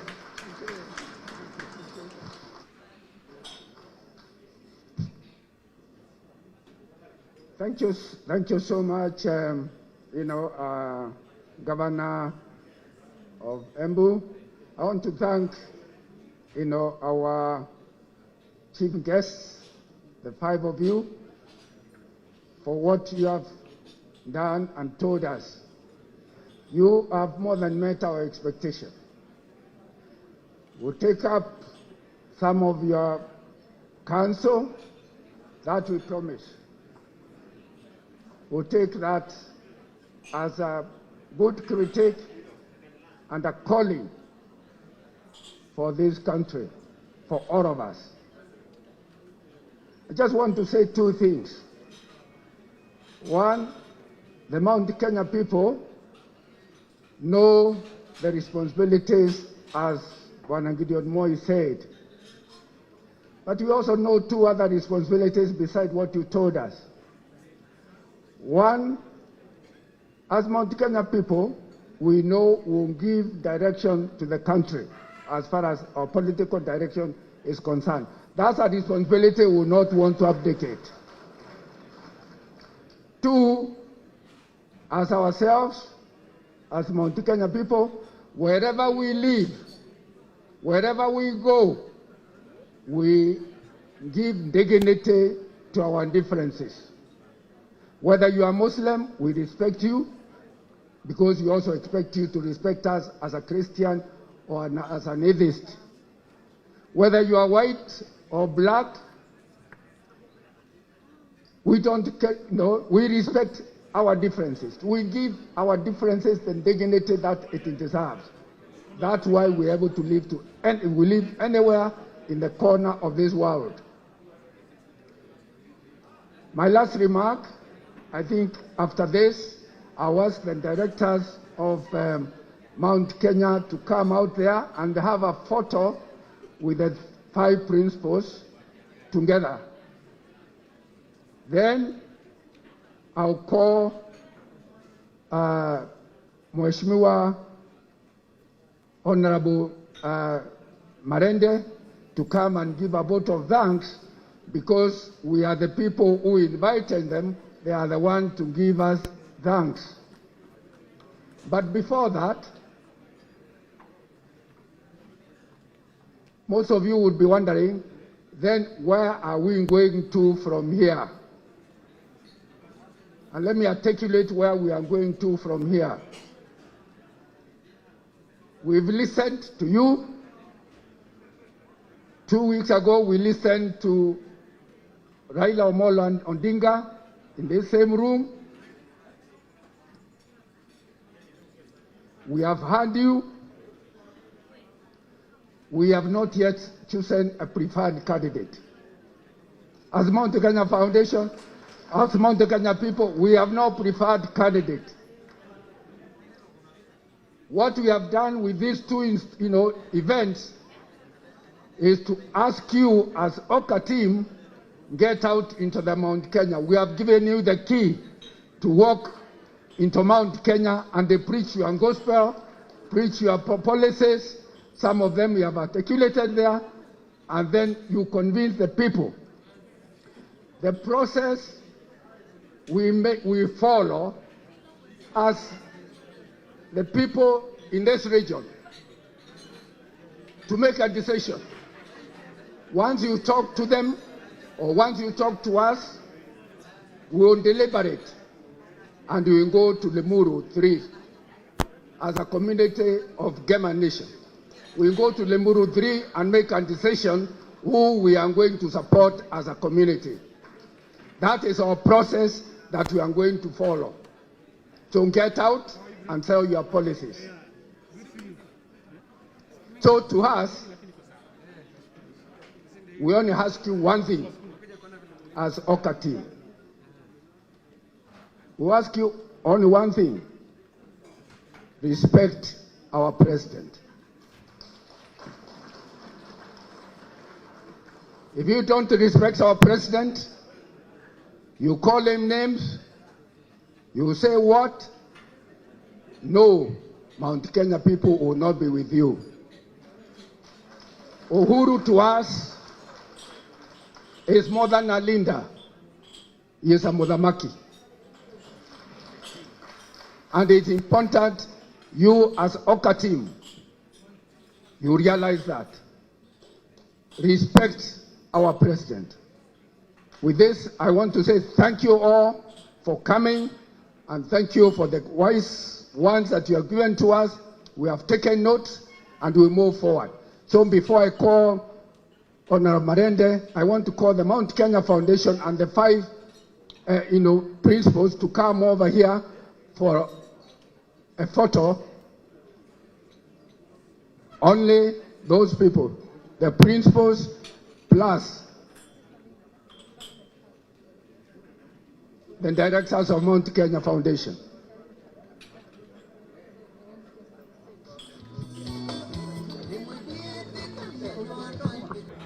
Hello, thank you very much. Mheshimiwa Marende, let's sit down briefly for a vote of thanks.